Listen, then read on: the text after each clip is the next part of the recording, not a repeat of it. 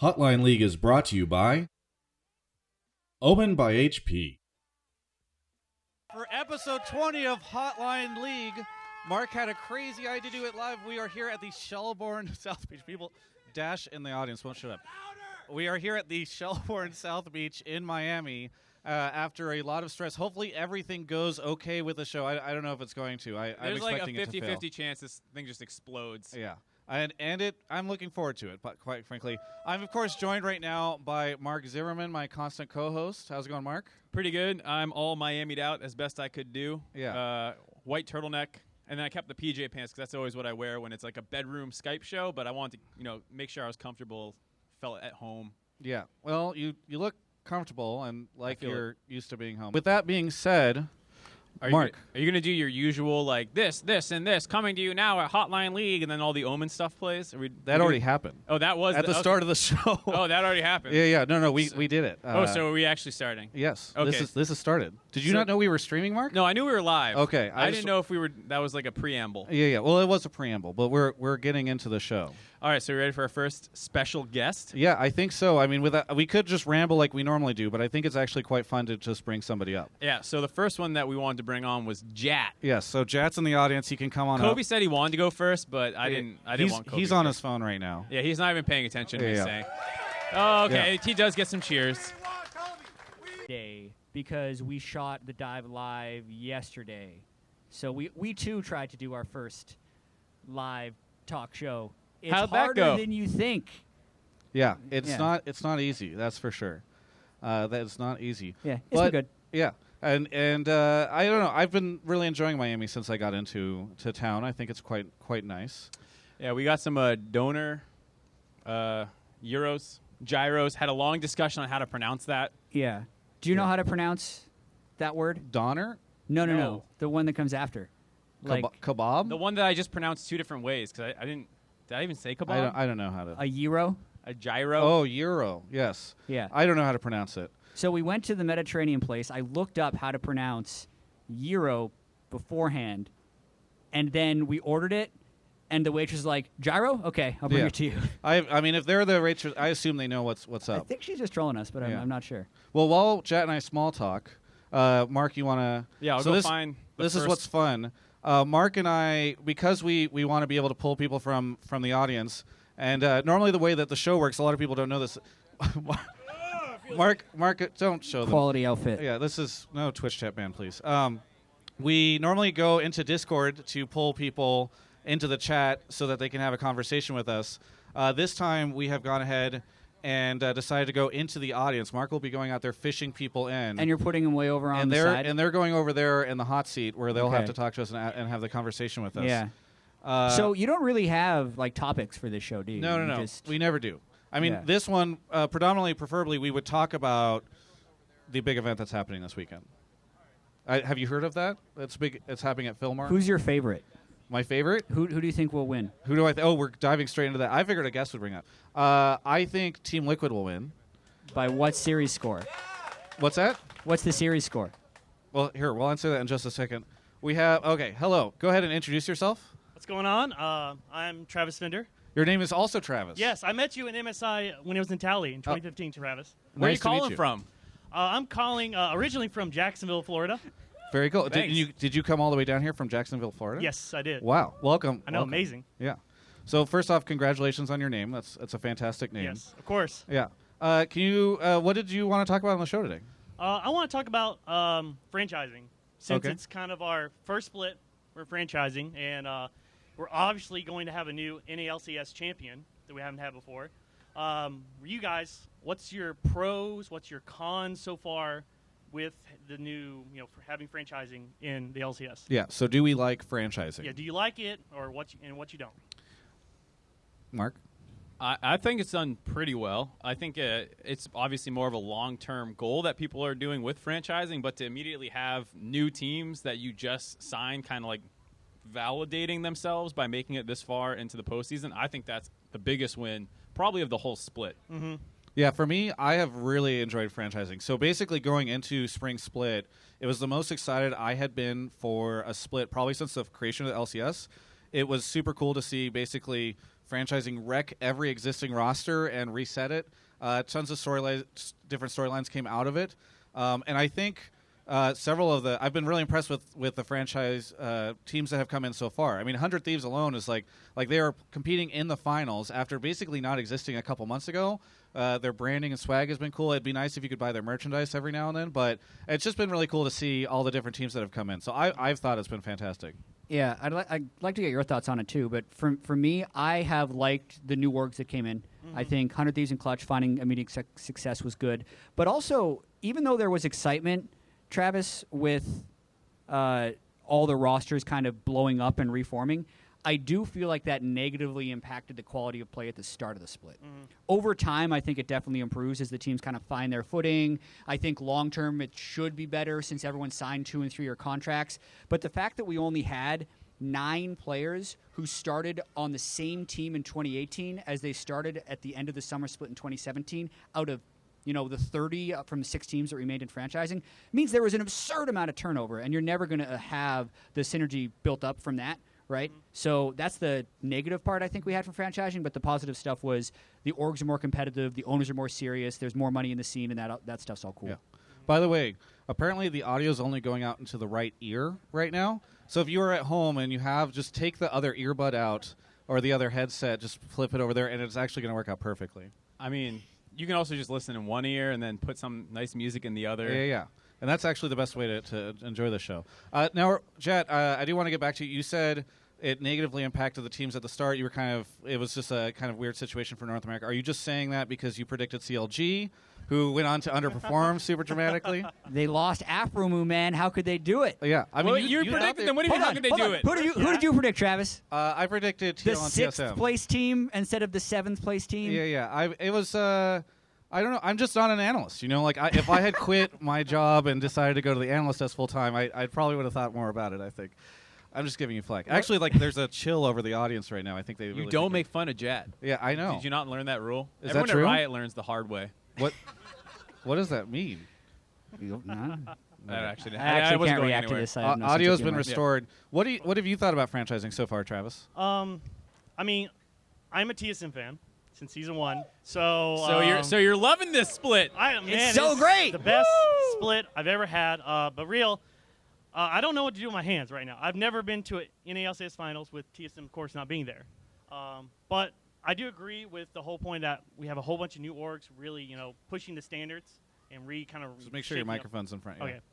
Okay. Shaking things up, because we don't even have CLG or C9 either.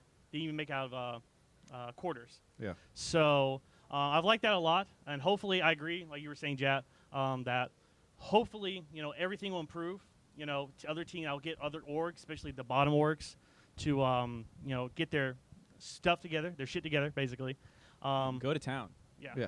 Well, should I say that? Because I usually swear pretty heavily on this show. I would not like to turn this into a stream of obscenities, but I don't mind it here and there. It was a moment of passion. Yeah. Yes. Because again, I don't know what to do right now. Yeah. I'm But confused. overall, you like franchising. Yes, I do like franchising overall. Yes. Okay. Well, just the idea of teams getting their shit together is something that I think people are going to have to get used to. Like in sports, there's always a loser, and usually there's a pretty big loser. So Agreed. I understand a team like Optic or Golden Guardians that something didn't work out how they envisioned when they put that team together. So I think the idea that there's always going to be a 10th place team is something where it's that's not a result of franchising failing or anything. That's just how sports go. I think. I agree, but hopefully overall, the other teams will improve. They'll try to bring in new talent or try other new things and maybe just improve the quality of competition overall.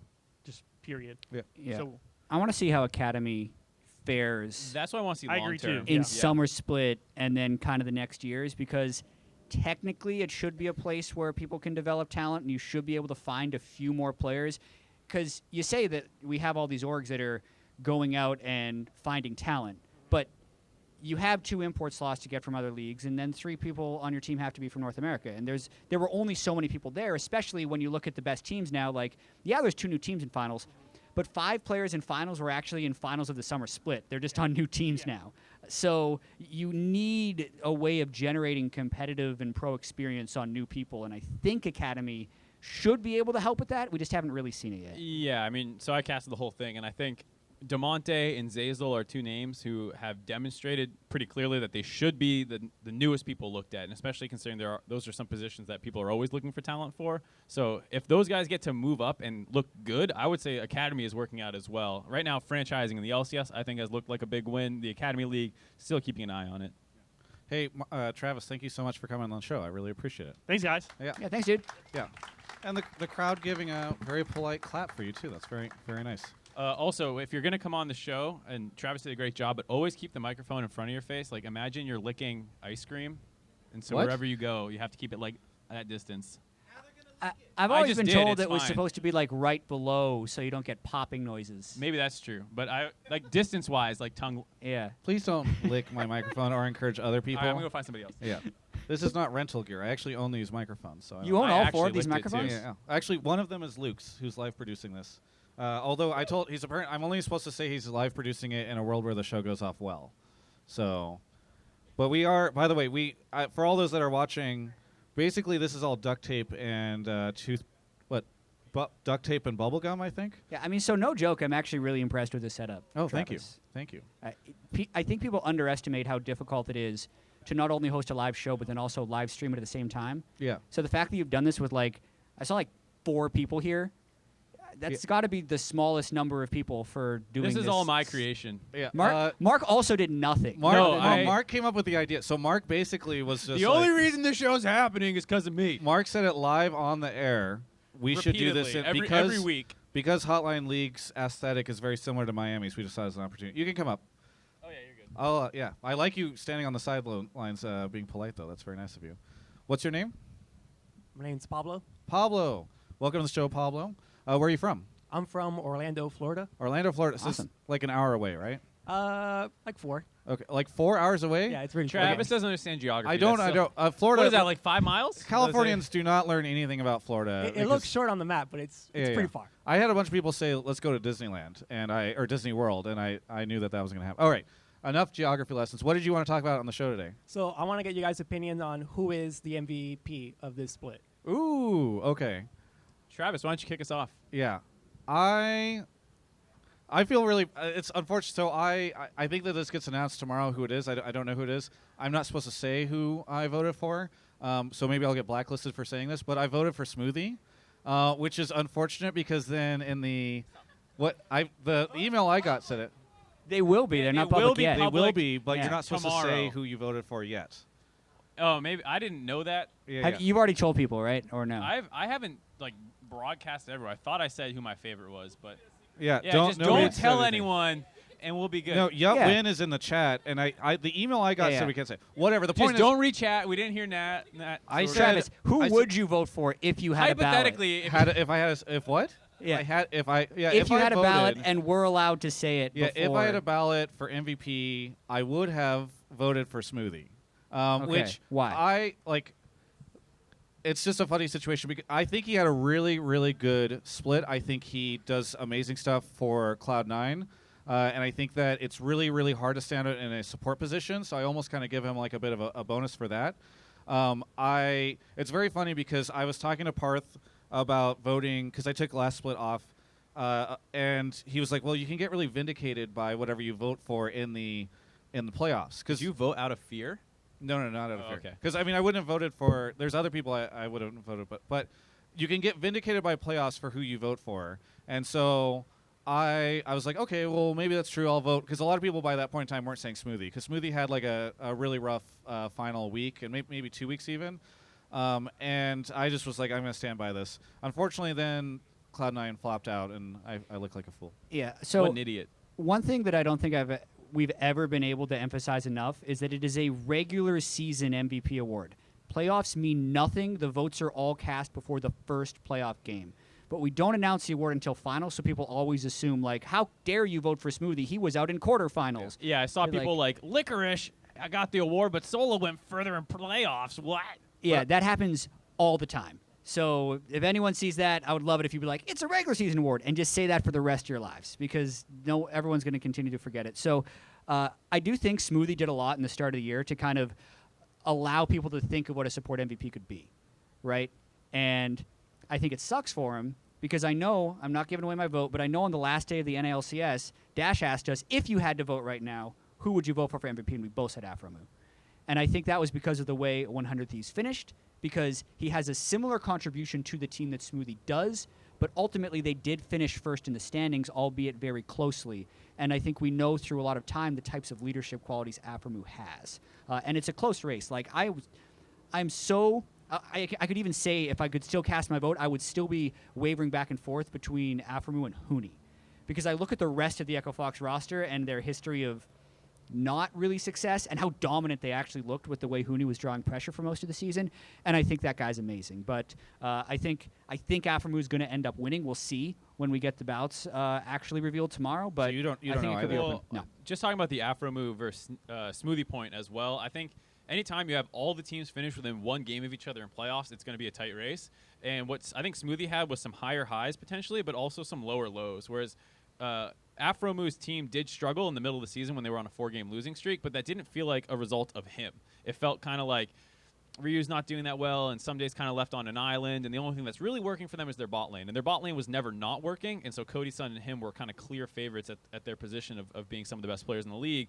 And then when they make that late season surge, it's very easy to be like, oh yeah, if you look back, like when did Afro look bad? Whereas like every other player looked bad at some point, you could say. And Smoothie in particular, the last 2 weeks, had that moment where he looked kind of bad. So I think it is a very tight race, but I think I understand. Like, Who is your MVP? My MVP, if I had to pick a safe pick, it would probably be Afromu. What if you said if you had to pick a safe pick? Give me your wild yeah, pick. I know you're My in wild front of pick, everybody. Drunk Pablo I pick. would really pick Bjergsen. Okay. His importance on that team, honestly, you could definitely tell. If they put any other mid laner on that team, they would have not finished third. You know, he was literally hard carrying that team, just like he always has. But this split, it just looked more obvious that he needed help. Because even with the new bot lane, he literally had to carry them. I didn't think, everyone thought, oh, they got the best bot lane in the West. And they really didn't perform at all, honestly. Like, they didn't show up in the playoffs. Towards the end of the split, they kind of played safe. They were just trying not to lose the lane because Sven was just playing only, Ezreal only. And they had Mithy on Tom Kench. So, honestly, they weren't even trying to carry any games for them. So, it was just down to Bjergsen to just keep winning games for them. And he was doing it consistently until, playoffs. But if it was up to me, I would pick maybe Bjergsen second or first. But, obviously, it'll probably just be Afromu, though. Okay. What's your favorite team? Oh, man. TSM all the way. All right. Let's see some swag with them. I like you brought it up on the Props, on the man. stage. Yeah, that's pretty good. Okay, really quickly while we're on this, I just want to, because we were talking a little bit about voting and being vindicated by the playoffs. You were saying that it is only about the regular split. I do want to say, what do you guys think about the fact that Doublelift only got 4th?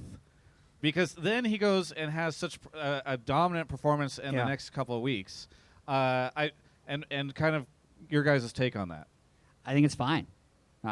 I didn't put Doublelift as my top 3 80 carries in the regular season because it was a regular season vote. The dude has killed it in the playoffs. He always does. But you don't give someone a regular season award because you think they will be good later. And actually, I do like what Pablo said when he said the safe pick is Afromu, because I do think there's a lot of times people overly attach themselves with safety and not getting flamed rather than finding an opinion they can strongly back and just going with it. So I think by reputation, Doublelift should be in the top 3. The dude's probably the best 80 carry we've had in the North American LCS, and every year this bounces back and forth. During the regular season and playoffs he is. Then he loses in World's group stage, and Sneaky's actually the best 80 carry we have in the North American LCS. That's the cycle we go through, right? But during the regular season, this split, I don't think he was top 3. Mark? I had this. I think I didn't check if our votes were the exact same, but I also didn't have Doublelift in my top 3. And part of it comes down to, for me, his team's win condition was clearly him, and he didn't get his team more wins than some other people. So I think that's what it comes down to. Is he had a big burden to carry on that team because it didn't feel like the other players were the primary threats. And then they ended the season well, getting 4th, but that still is not substantially great. Yeah.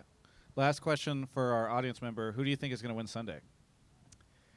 I honestly think Team Liquid will pull it off. I think Team Liquid is a lot stronger than 100 Thieves. I really think Doublelift is going to perform really well in the bot lane, and I don't like Cody's son as an ADC, to be honest. As a And person? I'm not trying to say he's bad or anything, but honestly, if you pair them together against, Doublelift versus Cody's son, I really think Doublelift is going to take advantage of him down there, and I think that's going to be the reason why they win the series in the end. I mean, Cody's son was #1 ADC. So I if Therefore he's number better. 4, yeah. That's the way it works. Thank you so much for coming on. Really appreciate it. Thanks, man. And maybe it's time to rotate Jatt out Yeah, too. man. You had 2 questions. Did you enjoy your time? It was all right. Yeah. This is top 10 favorite league talk shows. Easily. Have there even been 10 league talk shows in the scene? I've done at least 4 of them, so maybe 5. So Yeah, we've gotten there. All right. I'm helping increase that. Yeah, that in number, all honesty, yeah. I really like the concept of the show. So thank you. Keep doing Thank it, you. man. The concept, but not the execution. Who's next? I I'll- hear Yeah, you. you could definitely get personally some better deliver them hosts, the some other microphone. people. Yeah. Yeah. Kobe wanted to get out Yeah, of here. Kobe, I think is Kobe is has ready big to come. plans. He's gonna leave after. I'll come up if Dash can replace Travis. What? Oh. It's Travis's show, Kobe. I don't want that. Here's the problem. When I do that, one time Jatt came on State of the League. This is a true story. Back in like Oh, I'm gonna sit 2011, in- I was going to go look 2012. for somebody, but I'm going to wait. Jatt came on State of the League, and Jatt has said this was before I'd gotten my confidence going. And Jatt basically took over the show, and all the comments were Jatt should host State of the League. Get Travis off that show. Jatt is so much better. So now I live in terror and fear of That I will Riot restart employees State of the stealing your League. job. Yeah, exactly. Jatt would take your job, but he doesn't want your job. Okay, So you're good. that's true. Nobody should want this job. It's tough. All right. I think Kobe should sit there. I think you should get your next guest, and I should just get him. The Why don't microphone. you make the guest feel included and Yeah, put I the think- guest in the middle? We Jatt, didn't have you a good can- reason. You can, we you just can, did it. Yeah, we just I did can, it. I can leave whenever. Yeah, please leave my show now. Thank you. That would be great. Thank you, Travis. Yeah. Okay, so we have Kobe on the show now. Kobe, how are you doing? You're so far away, Travis. Yeah, that's how I like it. Okay. Yeah. What are you? Is that just a soda you're drinking tonight? Yeah. Yeah, just a soda. Healthy soda. Yeah, it's very good. Bjergsen? Okay. Yeah, we've got. Okay, so here we go. So is this our guest or is this just a mini game? I'm just filling in right now. Okay, so we have Bjergsen on the show right now. I'm actually Jason is my real name. Okay, Jason. Yeah. MVP candidate. Yeah, same Bjergsen, thing. yeah. Somewhere. It's 5 letters, same thing. You know. Okay, so we'll ask Twitch chat right now. They're all typing Bjerg Poggers, Bjerg lookalike. Oh, so I guess we've learned. Yeah. Very good. Jason, who are you a TSM fan? Well, no, I work for Team Liquid. Yeah.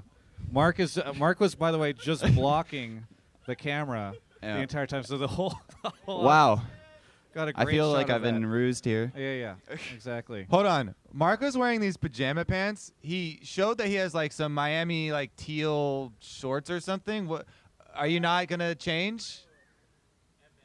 No, I wore these because this is what I always wear when we do the actual okay, show. okay. So I got to stay Yeah. in character. Okay, so are we getting rid of Jason now? Yeah, sorry, All right. Jason. No, that was good. All right, How's your thanks. Syndra? Goodbye, Jason. Awful. I don't play mid. So get out of here. It's really gross. Get out of here. If you're All right, thanks, guys. Not helping out. You guys are pretty rude on this show, aren't yeah, you? we are. well, Yeah. so usually it's a call-in show. So when I'm an asshole, it like works. You better. don't have to see them in person. Yeah, I don't right? have to be a dick. To It's someone like right you next flame to me. people online, but in real It's the life. yeah, it's the same. It's the same thing. All right. Well, we have Yeah. our next yeah, there it next is, friend yeah. on. He's wearing a CLG tee, so we already know he's Wearing some starting swim off trunks. Yeah, yeah. Swim trunks. Keeping it classy. What's your Looking name? My name is Ethan. Ethan. Where are you from? Charlotte, North Carolina. Charlotte, North Carolina. So what would you like to talk about on Hotline League tonight? I wanted to talk about how a new NALCS champion will negatively affect our performance at MSI. Oh, so you're saying if we get a new winner on Sunday, which will happen, Yes. it will be in a rough spot.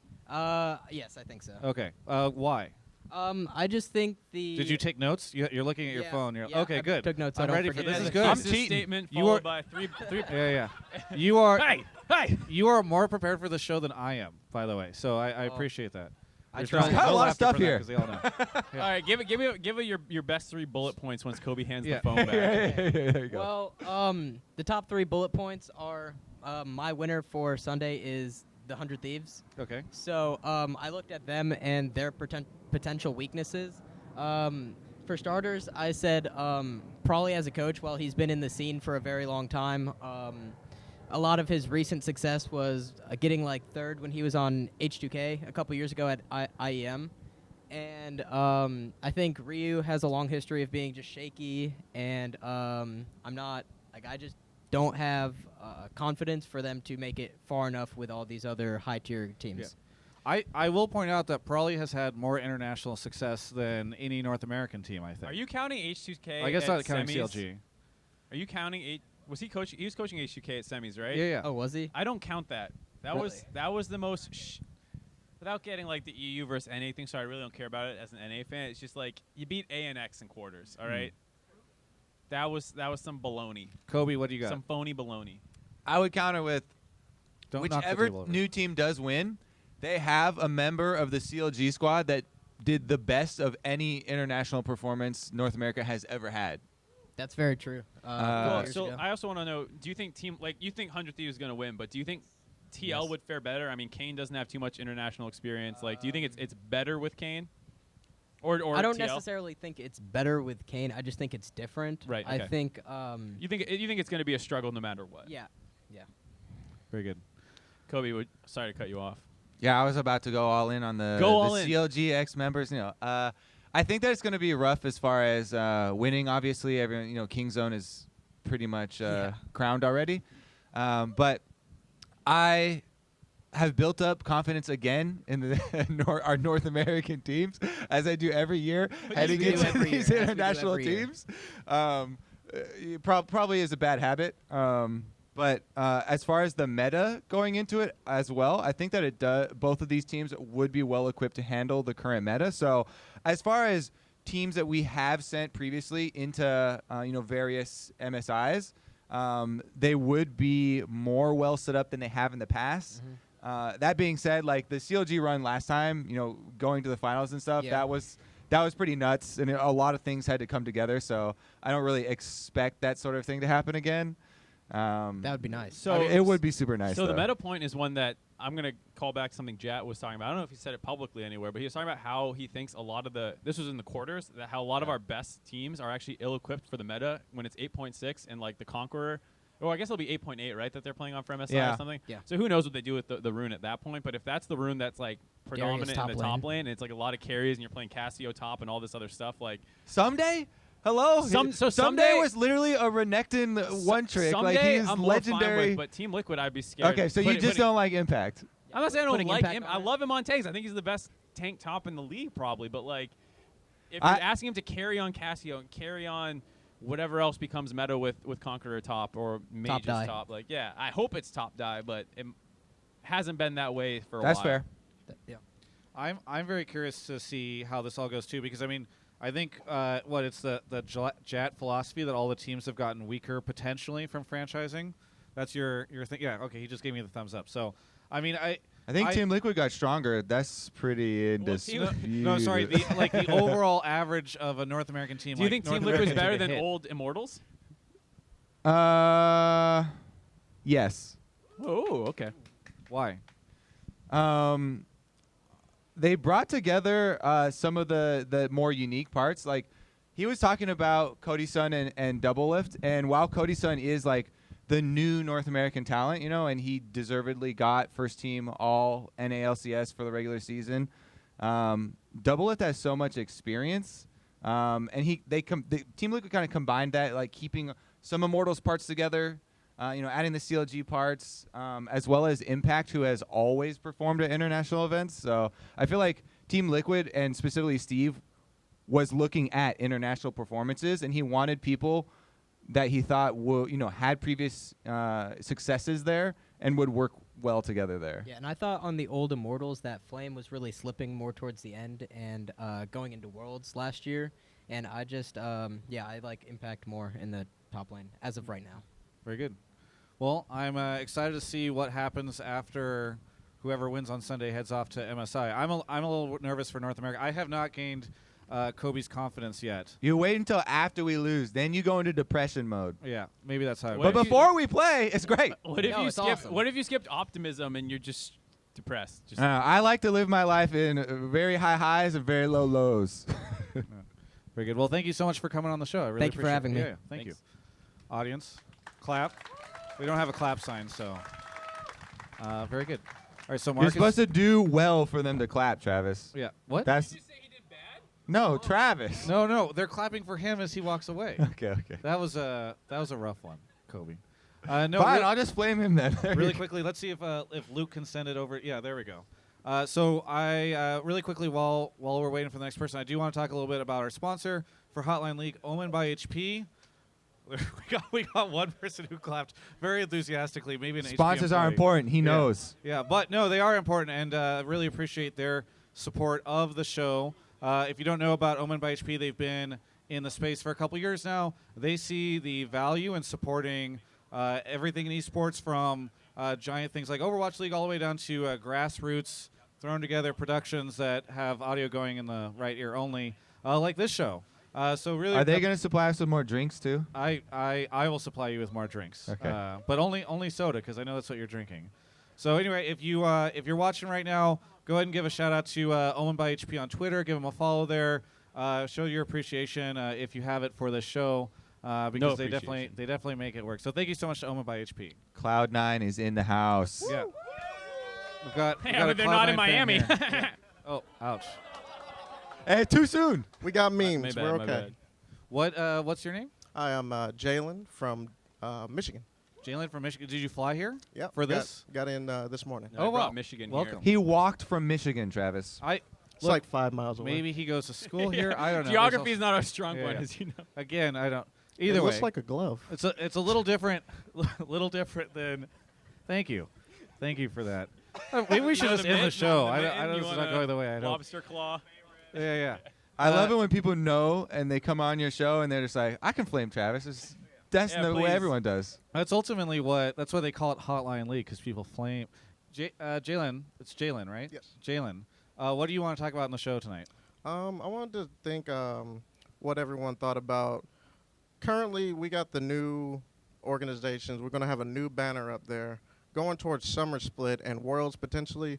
Do they expect the old guards to come back? If Song, Reaper, even Tony gets the old guard teams back together in a way that we're ready for Worlds.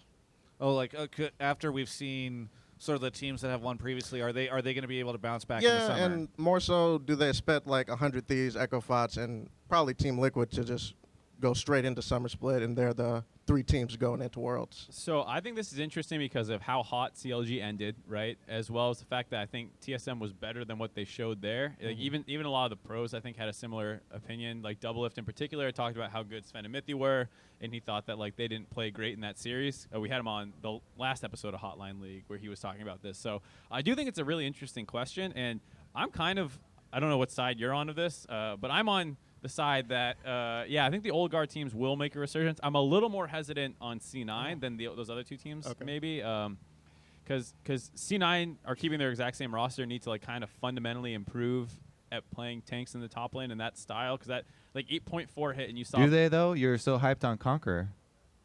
Well, I guess maybe not. Depends what the meta is going into playoffs for summer. But it is a kind of thing where we have seen C9 struggle when tank tops were the meta.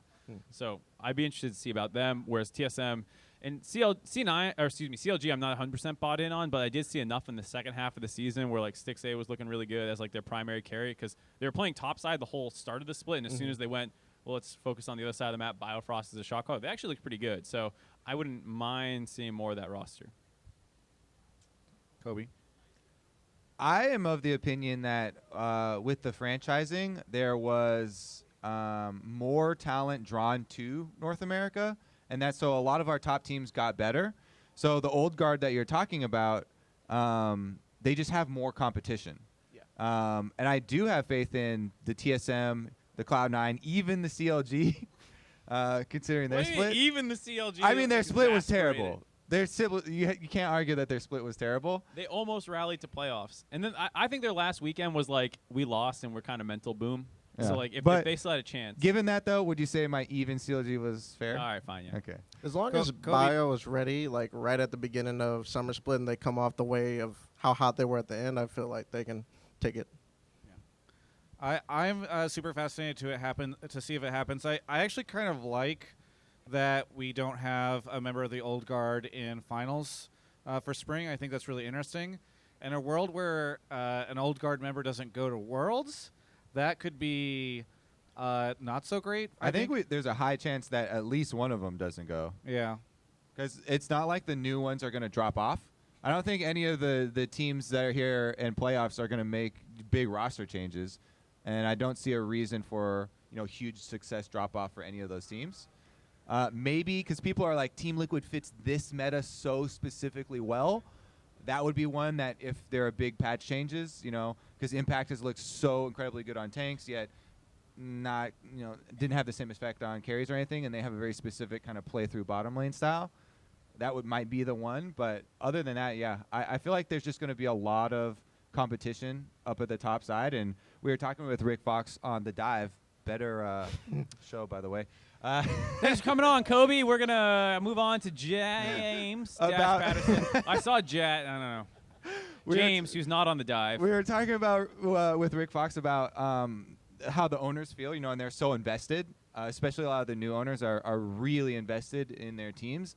And there's going to be a lot of disappointment because we've seen even Reggie had these tweets recently because TSM for the first time didn't make finals. He's like, this is never going to happen again.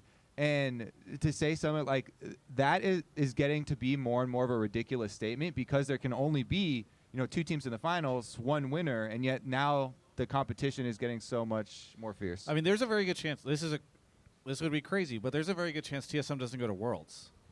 Let's go. I mean, the path ahead of them is pretty tough. I mean, same for CLG, same for Cloud9. I only highlight TSM because I think that's like virtually unimaginable, right? I love TSM, like all those guys, but just for like the importance of a team that's not TSM going and like what that means for franchising and the overall strength of the scene, I would appreciate that, but not from like a personal perspective, like as an organization and what that means for the scene. I think in terms of TSM, Reggie took a step back this year, and he said at the beginning, this is a team for Worlds. If they're slumping, like right at the beginning of the summer, he's going to step in, I feel, and get them back on track like he does in previous splits. So with it. Yeah, the question is like how much, if Kobe's right and the other teams have gotten stronger, how much can the Reggie boost like give them at the next split? If Sven keeps having bad games and bad matchups, I don't know. Does the crowd hate Sven? Because that's the second. James says no. Yeah, the Dash is the loudest person in this audience right now, and like I don't know if you know any occasion that James is at. Yeah, in any occasion, James is the loudest person. Yeah, that's true. But like, I think Sven played poorly in the first half of the split for his reputation, and in the second half, I think he recovered. Like, I actually think he was playing really, really well. They won a ton of 2v2s without much jungle attention. They were taking first turrets at a pretty high rate. His KDA in the last 3 weeks was actually the same as Bjergsen, but no one talked about that. Like, it was both them were like, whoa, James is dying to come up here. He's going in on Mythy right now. Yeah. Mythy was struggling a little bit more than Sven. That was James's point. But I do think Sven is really, really good, and so I'm excited to see what he has for summer. But he did struggle in spring, so there's no reason to say like, oh, he's going to be good for the rest of his next. After I watched the last TSM Legends this morning, and he beat himself up so much for it because that's not Sven? how they and because they don't normally perform like that, especially from G2 or whatever, because they were just so dominant. So even with how Mike Young felt, everybody got to get it together by that point. By the way, you're all swagged out in C9 gear, but we've just been talking about TSM. How do you feel right now as a C9 fan? We got Jensen, we got Sniggy, Smoothie, those three core. I think we can be good with it. If Reaper can get Licorice on track, because I was skeptical with Svenskeren and Licorice at the beginning, and like the first 2v2s, like especially the first game against TSM when they messed up that dive on Licorice, I was like, this is our year, and then week 8 happened. Yeah. I mean, it must be it must be super tough because C9 was so close the entire time, and then just sort of the slip at the end there. Yeah. Well, hey, thank you so much for coming on the show. Thank you for I having really me. appreciate it. One last question: who's going to win on Sunday? 100 Thieves, 3-2. Okay, very good. Thank you. Mark, I have an idea. You should see if the guy at the end of that row will come on and talk a little bit, because we just heard Kobe say CLG was garbage this split, and so it'd be interesting to maybe have him words. on. By the way, anonymous Travis man on the end. You have to go grab him. Yeah. Kobe, do you want another round, by the way? Yes. Yeah, Avli? Can you James look it owes up? me. I bought him. Yeah. Yeah, but I I'd rather have Ovly. Can you go get us 3 more? Yeah. Yeah. Ovly is technically my intern right now. Are you no? She is employed by Riot Games. You no longer have power over her, Travis. Yeah, well, we'll see. She's a free girl. It's not entirely true. Anyway, here we go. By the way, did you tie this microphone around the chair so that people wouldn't walk away with it? It wasn't me. It was one of the Broden. I feel Broden like is I'm in saying the yes. baby chair. Yeah. Like, child safety is on. Yeah. Okay, so what's your name? Hello, my name is Trevor. Okay, and where are you from? I'm originally from Los Angeles. Oh, Who's your favorite team? Favorite team? GSM gets yelled from the crowd. Well, I'm usually a CLG fan, but I think for the finals, rooting for 100 Thieves. Rooting for 100 Thieves. All right, so Stixay, it was very sad because I just looked over. Spoilers. And Kobe, whatever. The joke only goes so far. Kobe was just sitting there going like, yeah, CLG was just awful this split, and then he reiterated it so many times it made Mark agree with it. I'm looking over there and just seeing you, and it was painful to watch. Well, you also did the same thing when you said Doublelift is the best AD carry anybody's ever seen. Yeah, I don't. I'm just sitting over there, just hanging out. The audio cut out at that point in time. Yeah. okay. Mm. Yeah. Technical difficulties here on Hotline League. How long have you been playing now? I think I've been playing for 2.5, 3 years. See, he's got a couple years on you. Yeah, that's true. Yeah. We'll go with that. No, but first off, what brings you to Miami? I'm it's not the games. doing some stuff with Riot for Miami. Did the dive yesterday. Nice, So, very cool. hanging The out. Dive, LOL. Find it on SoundCloud. Yeah, why is we've talked more about the dive on this show than Hotline League. What do you think of the game? We haven't talked about the third, fourth place match. I know it's far less interesting than the first, but what do you think of tomorrow's games? I actually think Clutch is gonna win.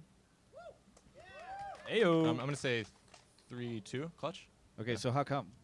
I just think that Clutch kind of hit like a surge at like the end of the split, going to playoffs, and they even took 100 Thieves to a 5-game series. And I mean, a little bit of spoiler, but I also think 100 Thieves is gonna win the split. So I think just the fact that Clutch was able to take them to a 5-game series, and Echo Fox has kind of been on decline for a while now. So how much of that do you think was meta? Because it did kind of coincide with 8.4. Same with C9, both those being kind of obvious top-centric teams that then feels like it's not as important. And Doublelift was saying that they thought of the people left in the playoffs, he felt like Alltech and Adrian were potentially like the weakest bot lane left. So do you think it's mostly meta, or did it feel like they legitimately started playing worse in your games versus them? I think it's like predominantly the meta, and it just kind of happens that way, that they're going to look worse when people are focusing them more and stuff like that. That's just kind of how the game works. But yeah, I think it was like predominantly just the meta change. Literally, what? All I need is That's rude. Yeah, I know. This is very aggressive. Ovly everybody thinks she's such a nice person, but actually, She is nice. She's an angel. You're the bad one. We'll get you up for the college question. Okay, there we go. We're actively producing the show as it's going on. Also, at the same time, my battery is dying on my computer, so I don't know if we have a back or we can plug it in. It doesn't matter. Broden, you got anything? Okay. Either way, Stixay, what else? You got anything for us? Do you want to talk about anything on the show? Have you thought about something? I was told to say something. I'm nervous about this. Who told you to say it? Yeah, that's the first question. My coach, Tony. Okay, what did Tony say? Is this some meme shit? Because Tony's a huge memer. If people don't know Zix, like off camera, he's just like the biggest memer. Zix is the best coach in the West. Oh, that's what he told you to say? Yeah. Okay. That loses a lot of punch when it doesn't feel like it's coming from your mouth. Yeah. You're like, I don't think you were supposed to say that. the first part. I would never say that. What? So. Actually, it's worth bringing up because CLG. There was a point in time. Holy shit! Yeah. I was able to make a lot of content off of this, where the fans were saying the CLG subreddit was literally like fire Tony, fire Zix, the CLG coach. Do you the guys split. read that subreddit at all? Oh, of course. Yeah. What do you think when you see people saying that Tony's a bad coach, knowing he's probably watching right now? I don't know how he reacts to it because he doesn't really like show that reaction at all. But cheers. Oh, hello. But he. Yeah. Thank you. I think, the team doesn't think anything of it. He doesn't think anything of it because people don't really know what goes on behind the scenes. So everyone knows like not everything's his fault. I mean, it's kind of the thing where it's like, So you're it's saying everyone's fault. something is his fault. Well, I mean, of course, it's a team, right? So everything is everyone's fault collectively. So I know in particular, like a lot of those fans were criticizing CLG's drafts at that point, whereas like, oh, here's TF mid when no one's playing this shit. Like, so how much of that? I don't know if you want to get into this depth, and you can just tell me no. But like, what was going on with some of those drafts? Was it like you guys were struggling in scrims and didn't know what was working, or was that like something that was working in scrims and then didn't translate to stage? It's just one of those things that looks really strong in practice, and then when you go on stage, you're like, this is actually a lot harder than it was in practice. So that's how like a lot of comps are, and that's why a lot of like pro teams, always talk about having a lot of success in scrims, then it doesn't work on stage. Yeah. Thank you, Broden, coming in with the power. There was a conversation just a second ago about whether or not any of the old guard teams could recover for the summer. Speaking of CLG, how are you guys going to recover for the summer? I think we learned a lot last split, and we have like a pretty good system to know what we need to fix for next split and what we did wrong last split, I guess. We had like a lot of systems that, like in theory sounded really good and make sense. As I think the most talked about one was like our communication stuff, where we have like roles for everyone, but I think we know what to do going forward and what we messed up. Yeah. Kobe, you were going to say something? Yeah, I was very curious about the systems that you're talking about, because there was so much coming out about the structure of the communication, and I know that a lot of people agree, like a lot of coaches and owners and everybody agrees that, especially at the highest level of play, communication is where you really get a large percentage of the increases in performance for teams. What do you think is like the biggest change? Because people were talking about originally there was a structure where you guys had it, He was kind of the center of it. Do you think having a center and having delegation is a very good strategy, or is it person by person? Would you rather have someone shouting orders, like having a main shot caller?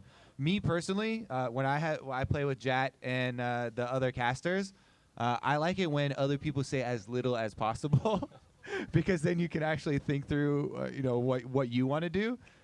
Sometimes if there's too much communication, they got better brains, Kobe. It's you not, got all it's this not other a problem for them. stuff rattling around and messing you up. How do you feel? Do you think it is actually like person to person, team to team, or is there a God communication system?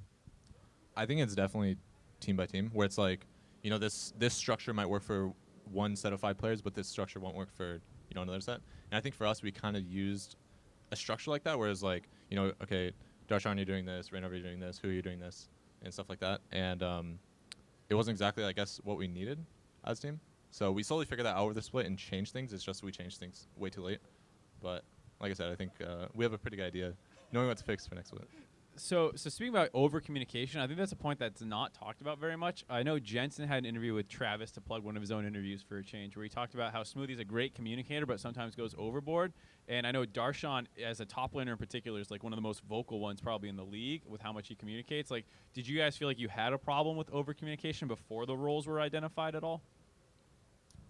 That was always one of our biggest things, because I mean, from what I remember from every jungler that has ever played on our team, they're like, we never really received so much information from the laners. Like, we don't know what to do with it. There's just actually too much that they can't make a decision. So yeah, I think it's definitely a problem. And having the communication rules for us kind of made it so we didn't have as much like over communication, but at the same time, it limited like things we could do. So that was like the downfall of it. I definitely know that feel. Junglers receive way too much information. Oh, I'm stupid. Oh, I should have ganked your lane. Oh, I'm garbage. That's not happens all the time. That's feedback. That's communication. Like, you shit. Stixay, thank you so much for coming on the show. I really thank appreciate it. Yeah. And it's probably a good time to. Can we get James up here? I feel like this show needs more dash. We're gonna rotate Kobe out, in part because Twitch chat thinks you're wasted.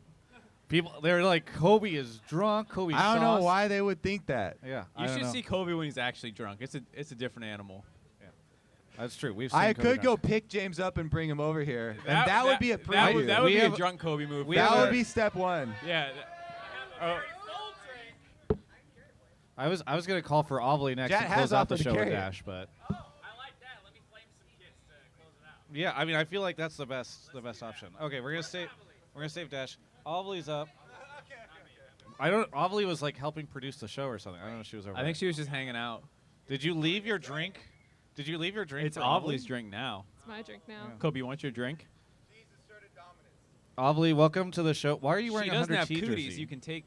Why are you not? Okay, so I saw Logan walk in here with Jackson. Some of the 100 Thieves people. I didn't know if Nate Shot made his way over yet. there's That- people on Nate bikes. Shot. That wasn't Nate Shot. People- Yeah, it was good timing, but that was not Nate Shot. We've got people on bikes screaming. People don't know this actually. Unfortunately, it's late, so we can't show you. But the beach is like literally right there. We're like basically right on the beach, and so there's just a sidewalk of people running by and screaming. And This is actually all doing green crazy screened. things. We're in a studio. yeah, that's true. That's true. I mean, if it was, it'd probably be going a lot better. What are you? I'm pointing at the college question guy. Oh, the college question guy. Yeah. Okay, college question guy walking in front of the camera right now. It's fine. Don't It's get no, mad it's good. at It's him. good. I'm gonna stand in front. I'm gonna turn that camera into the ground. I just have to. If I reference it, Twitch chat thinks it's funny. If I don't, they think that it's NA production. What you if know? they just stand in front of you, block everyone's That's view not a of bad you, idea. right? Ovely, And maybe mute his mic Viewers while we're at it. skyrocket. Ovely, I was gonna like introduce you, banter, do whatever, but you know what? Maybe She got we she should got a just go head start on the straight- banter. I think. I'm already there. What's your name? So I'm actually the bootleg Afro move because every time I link my stream in when I play solo queue, I get told Afro move poggers every single time for like the past 2 years. So I guess I'm just gonna go with bootleg Afro move. Okay, bootleg Afro. But actually, it's actually Luis and my IGN Too late. You're story. bootleg after. Yeah, so, Bootleg Afro. Luis, where are you from? Jacksonville, Florida. Jacksonville, Florida. Okay, so did Hey. you also drove presumably down here and Yeah, came up today? Yeah. Okay, well, thanks for making out. What do you want to talk about? And I hear it's collegiate, so maybe I don't know. Ovely can help. Hi, I'm with in this. college. Same. Nice. Where in school? Exactly. No, where? Oh, where? Oh, where? Okay. To okay. be fair, phonetically, What did I say? you said where. Where? Where, we're, it's close enough phonetically that I I don't- can understand. Mark, Luis, you're what do drunk. you want to talk about? I want to talk about the growth of esports in the collegiate scene, and mainly because there's a lot more universities adopting like varsity programs, and there's like more scholarships being offered, and just kind of just curious as to, like your thoughts on like the growth of it, and as well as what else needs to be done to continue to grow it. All right, so college. Travis hates it when I talk about college, but since you That's not asked such true. a That's wonderful because he didn't graduate. question- He's just bitter. I graduated. I don't know. The University of Phoenix has a great online program that I learned a lot from. Yeah, but basically, yes, all of these different colleges across the nation, everywhere, everyone's starting some sort of varsity program for esports or even like scholarships, right? Yeah. You have UC Irvine who just had their entire esports arena set up. They're starting research programs, I think, like with their, I don't know, whatever math and science degree that is, but they're using like gamers and people to kind of start all their studies. So I'm super excited. I think that everything is growing. It took us like 4 to 5 years just to even start this boom of all of these colleges. Because before it was just all of these single college students trying to make esports or gaming or something happen at the schools. I'm assuming, is that what you're doing right now? Yeah, kind of. I've been trying to grow it for the past 2-3 years, and now we've gone like quite a bit more notoriety. And there's like discussions about trying to get a varsity program, and trying to get big events and stuff. So it's been a lot of discussions with a lot of professors and other professional staff in the university to get to happen, and I'm like super excited. I know one of them was talking about how they've gone to different conferences, and like some universities are trying to find ways to incorporate like esports into their universities. They don't have it already. It's like it's a way to get the people in their rooms to get out and go do other stuff like on campus, and like or even just playing like in a LAN environment. I recently just joined my city's League of Legends team, and playing at a LAN center is just like such a different experience compared to playing solo queue. I mean, now I can flame the person who's sitting right next to me, but it was just the adrenaline is just so much different. And I think once people like get that feeling, they really want to play more in that same environment. So So a couple questions following up on that. You said your city. Are you part of like that city league thing that they've been plugging Super League Gaming. Super League Gaming. Thing? we are applying to be for the next season. We just got started. We just had a tournament with like about I believe like 80 people. I think it was like 16 teams in our city. And we have a group of guys. We're playing in it. There's like a tournament in Tampa in about a month. for I think like $2,000, $3,000. So we'll see what happens there. We're super excited, and we really want to join City Champs because I think Jacksonville, really big city. Obviously, there's a very, very big league crowd. Quite a few people here are from Jacksonville, and they go to University of North Florida. So. And so my follow-up question too is, I cast a lot of the Collegiate League of Legends events, and I was wondering what do you want the future of esports to really be? Because I think there's like the inclusive club nature where you're talking about playing in a LAN in a 5-on-5 environment that everyone kind of wants, and then there's the more competitive side of it where like University of Toronto, 3 other guys ended up on a team, and like Adrian Ma is probably the most like famous success case of a collegiate player. You also got Zig and Shady, both of them. Zig and Shady from as well. RMU. So there's a fair amount of like players. So like, would you want to see more of like an NCAA kind of thing where it's about fostering competitive talent, or do you think it's more about the community element where like gamers now have a bigger portion of like the community of a college that they can then be a part of? I think there's a way to incorporate probably both, and maybe there's a way to have something like the NCAA where it's like competitiveness, but still like rely on the schools and universities to like foster that like community aspect.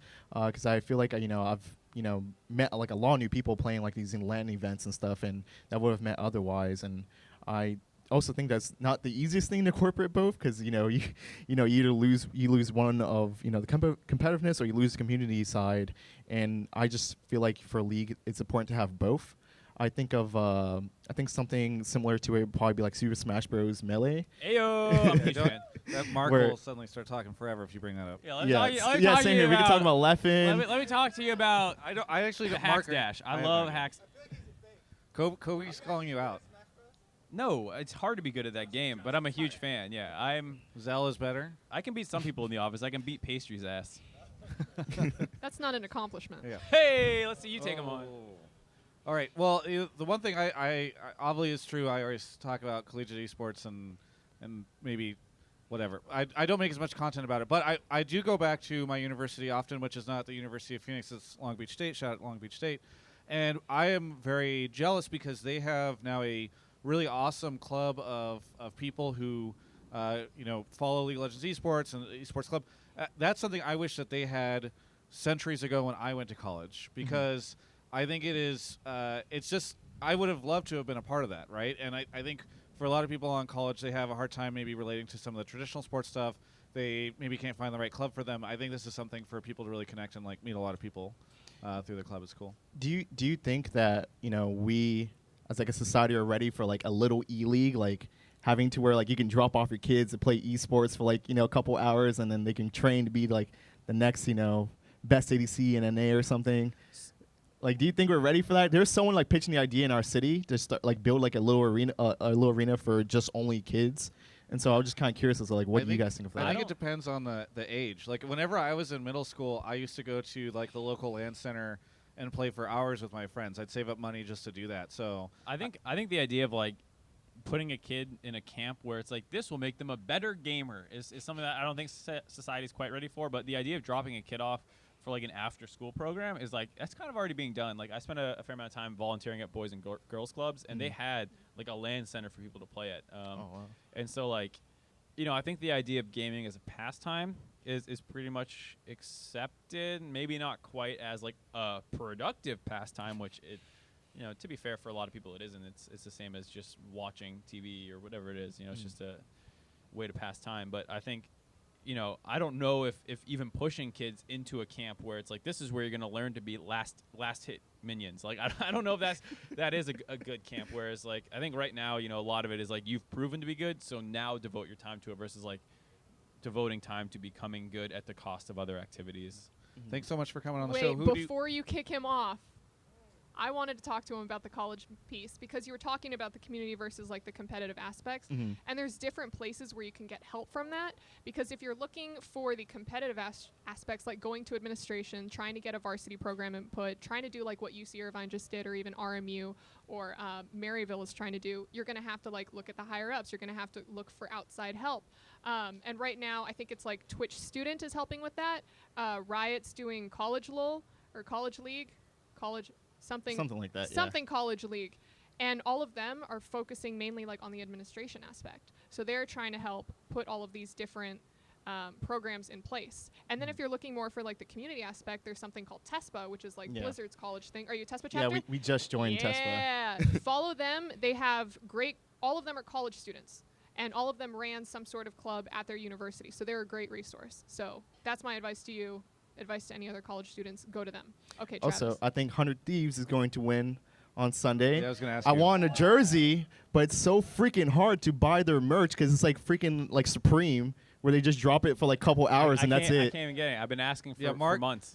Last night I want one so bad. we ran into Nate Shot in the lobby, and Mark asked Nate Shot. He's like, "Can I play?" And Nate Shot shut him down. Well, I even asked Nate Shot to command his content lead to take the shirt off his back and give it to me, and that didn't work either. Gabe is in the audience right now giggling. I could tell he was. Oh, yeah. Okay, Hey! a trader. Sorry, not with the turtleneck. This is It's budget I thought it afro. was I going to gotta me. give him one, and he likes college. You're wearing the other Budget team's jersey afro underneath move. it. Wait, what are you wearing? Oh, I'm sorry. Liquid's gonna win. So. Oh my God! I've been duped. You've been duped. we didn't plan that, by the way. I don't know. Either way, thank you so much for coming on. Congratulations on the Ovly jersey. You can probably sell that on eBay for way too much money. This ain't Japan. Yeah, thank you so much. Yeah, Mark will buy it for me. Thank Nate Shot. Yeah, I have. Thank Nate Shot. I think I have $3 in my wallet. Yeah. I don't carry cash. You want to get? Does he want to come on? You Tyler? should. Do Go you- out. You go Tyler? out into the audience. Do you want to come on, Tyler? Tyler, we gonna talk about anime? No, we're not talking about We're not anime. talking We're about talking anime. about the finals. We're not talking about This anime. is Fion on Really fire. quickly, I want to give a shout out to some people who subbed during this time. Google Mail 123, The Pit Father, Mellow Jello 100, Pathetic Prince, Odd Polygon, Rainer TV. We'll get to some more in a second, but we're joined right now. What's your name? Tyler. I'm from Los Angeles. From Los Angeles. Where are you from originally? Los Angeles. What? Oh, I thought you. Okay. Never mind. Yeah. You don't know anything. What do you do in Los Angeles, Tyler? I'm the #1 Travis Gafford fan. Yes, that's true. That's true. I haven't seen too many articles out of ESPN singing Travis Gafford's praises. Well, Fion is on the show right now. This Fion, for those of you that don't know, this Fion on Fire writes for ESPN. Very prolific, one of the best writers in the industry, and he's joining us today. And we don't have you invited him on. You have to come up with the topic to talk to him about. First off, who do you think's going to win the finals? I think Team Liquid's going to take it 3-2. Well, are you only saying that because Ovly switched to the Team Liquid jersey? I actually got Ovly that 100 Thieves jersey that she just gave away. So that is actually true. I remember. I just remember that. Actually, yeah, you got that from It's in a better place now. It's in a better place. Yeah. You got that from a 100 Thieves person, and they hooked. You gave that over to her. Yes. Yes. Okay. Well, pass the love. How are you enjoying Miami so far, Fion? It's pretty great. I mean, it's pretty incredible. I was actually expecting like a dumpster fire, but this is actually quite well done. This is just a dumpster. It's not on fire. We still have 45 minutes, so there's a chance it could all fall apart. I'm counting on it actually. Yeah, Kobe has been drinking more and more, so like we don't know how this is gonna. Kobe's more fun than you, though. Kobe's gonna pick somebody up by the end of the night. It needs to happen. Yeah, we'll see. Well, we got a 2-hour drink session after this, so we'll see what happens. Fion. Oh yeah, if you guys are in Miami and you're going to the finals later, come by after this. Start where are we driving at? now. Can you plug where we're at? The Shelbourne South Beach. Woo! Yeah. Yeah. You enter off 18th Street. You Yeah, down come and say by hi. because at 10, or this will be over, and then we'll all We'll go to open the up the bar. Yeah. Not it's a cash bar, not an open bar. Oh. Fion. We're Yeah, Fion. Talk to me a little bit about the split. What have been some of your favorite storylines and narratives? What have you written about that you really enjoyed? As you said, the franchising and the new guard kind of coming in. I'm kind of sad that Immortals didn't, make it back into the split as we've talked about many times. Yeah. You will forever you will just say your biggest regret was always not seeing Immortals make it in. I mean, I don't want to, badmouth one of your guests, but they said Impact's better than Flame. I mean, oh yes, Flame fanboy alert. Yeah, Flame. Yeah, but you like Flame because he looks like a K-pop star. No, because he's an intelligent, beautiful player with, He's with adorable. high skill. You went Did you say instantly to beautiful physical posture? appearance. No. I think it's very funny. So you for the people that don't know, the battle in the press room is just always me. Flame is fine, but I actually just like to shit talk him because Fionn is like the biggest Flame. So to be fair, I put Flame second on my top laner list. I actually think he had a great split, but because he was on FlyQuest, nobody noticed. I noticed every week. How did you rank him, Fionn? I actually had him third. Really? So Mark ranked him higher I am than apparently you. a bigger Flame fanboy. Yeah. Why only third? I mean, the FlyQuest thing, the team wasn't that great, and I think that Haunter and Huni obviously had really good splits, so I had to put them in. So you think Team Liquid? So why Team Liquid? I as people have talked about, I think the bottom lane is going to be the marquee matchup this weekend, and I think that Doublelift and Ole are going to have the series of their lives. So, how about the third, fourth place match tomorrow? Whew. I want Echo Fox to do well. I want these guys to, finally get some glory. I want, the entire split's been like they're going to combust, they're going to fail, they're going to hate each other. And they kind of did combust at the end, bringing DeMonte and all that. But I want to see Dardoch and those guys do well. So I'm going to say Clutch Gaming 3-1, but I want... What? That did not go the way I expected. No. Okay. All right, so you're thinking Clutch Gaming, even though you kind of want Echo Fox to pull it out. Yeah. Very good. Well, I don't know if Avli or Mark have any other questions for you. If you could put Flame on one team where he would succeed, what would it be? That's a good one. I like that question a lot. Ooh, I think he would really Team Liquid just slip Impact and Flame, and I think Team Liquid is going to win Worlds. It's literally Immortals, your old favorite team, plus Doublelift. Oh, is that a bad idea? No, I'm not saying it is. That's just what it is. This is actually a funny story. Hopefully, Fionn doesn't get annoyed with me saying this, but ESPN frequently embedded Fionn into Immortals as like to cover them, and he'd like go there, and it would always be to build up for some big like piece that they were gonna do. So they'd give him some highlight thing. They're like, okay, yeah, if Immortals does this. And they would always fail right whenever Fionn went to go do this.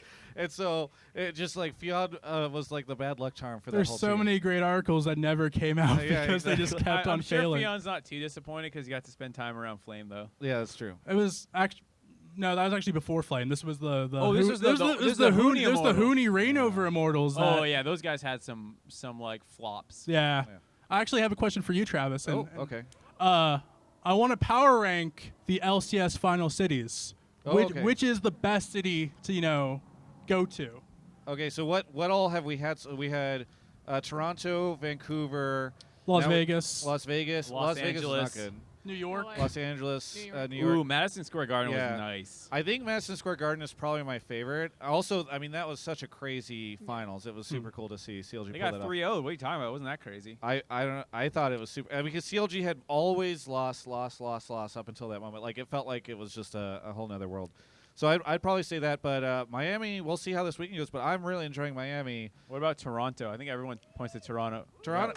You got like a couple Toronto fans. Toronto was boring. I thought Toronto was sick. Toronto was amazing. Are you saying Toronto was boring? Like, I think Toronto's a bland city. Whoa! Because the alternative to Toronto is Vancouver, and Vancouver's amazing.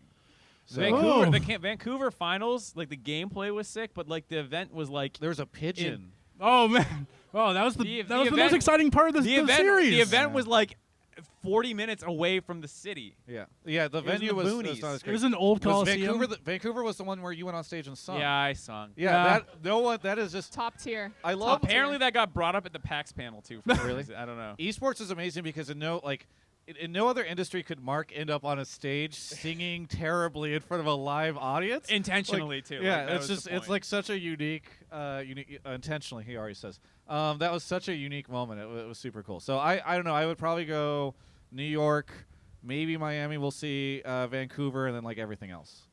That's fair. Yeah. How about you? I think the worst was Las Vegas. Yeah. No offense to Las Vegas, it but just was not great. It wasn't a great venue. People were leaving early to go play in the casinos. Don't want to fault them for that, but Vegas was too interesting. That was the problem.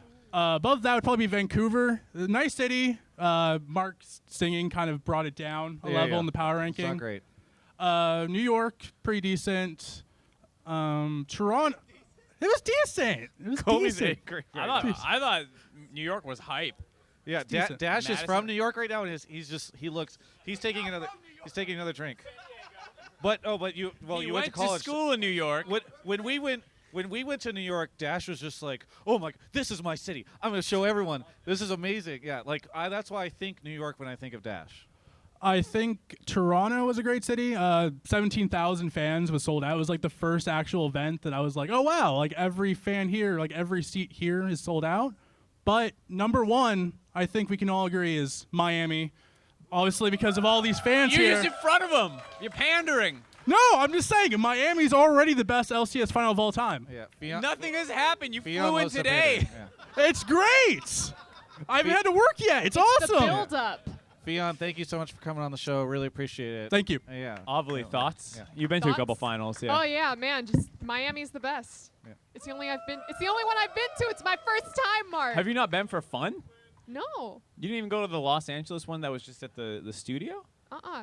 Oh. What kind of fan are you? Fake fans. One who lived up north. So am I You're gonna gonna go? Yeah, I'm gonna shout out some more people. Odd Polygon, thank you for the resub. Rainer TV, Carlos Toast, Sayocean, Kelby, who is often on the show, actually more than anybody else, almost a co-host. He resubbed and said, "Pour one out for Kelby." So I don't have it. I'm out of. This is all I can pour out. But thank you. Sorry, wish you could be here, Kelby. What? Oh, is there another? I'm not gonna pour out his drink. Galushila and Split Second Shot, who bought us dinner last night, Fortnite 12. Thank you so much to all those people. We'll get some more folks. Travis, here in a how are second. you enjoying Miami so far? I love Miami. So I met up with my buddy Hunter, who said he was going to be here. You know, whenever you look out in the audience and you expect your You parent look for to your be mom there, or your dad, and they're yeah, not they're there. just not there. Nick Allen and because they Hunter don't love you. are supposed to come at some point in time, but they're not. I don't know if they're ever going to come. Anyway, Your imaginary friends couldn't make it. Like Hunter was trashing on South Beach and was like, it just feels like a tacky, beachy Vegas. And where's but Hunter's team right now? That's a good point. Hunter, by the way, runs Golden Guardians, for those of you that don't know. So that's Golden Guardian. Oh, I get it. Yeah. Mark just roaming the audience right now with his pants half down, looking for somebody. He's very picky, I think. Travis also accepts questions about anime. I don't accept questions about anime. Ollie accepts questions about anime. Boku no Hero, though, on Saturday? This is not an Boku anime no stream. Hero is the most overrated anime of all You're time. the most overrated analyst. It's just a shonen. It's just Deku is a reskin Goku. Yeah, what's How is Tokidoki. Deku a reskin Goku? I care really. I care a lot. no. I'm gonna try really hard. Yeah. I'm trying harder than anyone. Rawr. Reskinned every shonen ever. we have every member main of the character is this audience idiot who just tries really hard. Can we? And then they're like, I'm not gifted at all, but secretly I'm the most gifted of any of us. Can Yeah, we that's a great anime. introduce the audience member? Todoroki and Hey, we have a Bakugo, guest though? on. Can you let the guest? Hey, what's your name? My name's Kevin. Kevin? Yeah. Kevin. What's your name? My name's Travis. Nice to meet you. Where are you from? I'm from Miami. Okay, a little bit closer on the mic. Remember I'm the, from the Miami. ice cream cone. You're licking an ice cream cone. Please don't. Try not to. Yeah. Give me better advice to give them. I Yeah. don't know. Kevin's from Miami. What's it like for you to have this event in your home city? I thought it was pretty interesting. I accepted the invitation online on your Twitter to come here, and I wasn't sure if I wanted to come because I've never gone to any like LCS or LoL event ever. Are you And- regretting it? No, I'm not regretting it. Just to be clear, so I appreciate. He had to think about it. He's like, I appreciate that when I say having the events in Miami, you think of this show, because I was referencing like the finals and LCS and all that stuff. I but know, but that is not as interesting as the show. this is the best. Is Not- Travis everything that you expected he would be? That's a Mark really weird says, question. Travis exceeds my expectations. Okay, exceeds expectations. Thank you. Finally, somebody who knows to be. Okay. he just had really low expectations. Yeah. Okay. What? Yeah, one is bigger than zero, so what is that works. Okay. You were doing so well. Kevin, you were doing so well. Kevin, let's just move on. What do you want to talk about on the show tonight? Okay, so I don't know, when I saw that Clutch Gaming and 100 Thieves and Echo Fox to some extent started doing a lot better than all these old guard teams, I was thinking it's kind of discredits the league scene in general, at least in my perspective, because these people have been, all the other teams have been in LoL for like 5-6 years, and then someone just comes up and does better than them in one semester or like one split. So it kind of just, I don't know. I think it weakens my idea of what a good team should be doing because they all had the same opportunities that these new teams It's had. like, how is 100 Thieves in the finals whenever, how long has CLG's the been rest- here for 6 years or whatever. Yeah. I mean, I think one thing to think about is that a lot of these guys were really, first off, a lot of the teams that came in, we're not talking about Optic at all on the show. No. And I'm trying to eye Jackson in the background, see if he wants to come on. We just referenced Golden Guardians for the first time. So to some extent, yeah, I get what you mean. But on the other hand, I mean, if you look at the lineups, like they were able to, 100 Thieves was able to pull Prawley. They took a lot of veterans in. I think that's something that really helped them. Mark, you're making a grimace right now. Do you? No, agree? I mean, there's some 100 Thieves staffers in the audience. I didn't know if you wanted to come up and kind of say Leave him back there. why it's not disrespectful, or maybe it is. I don't know what his opinion is. What is your opinion on Kevin's question?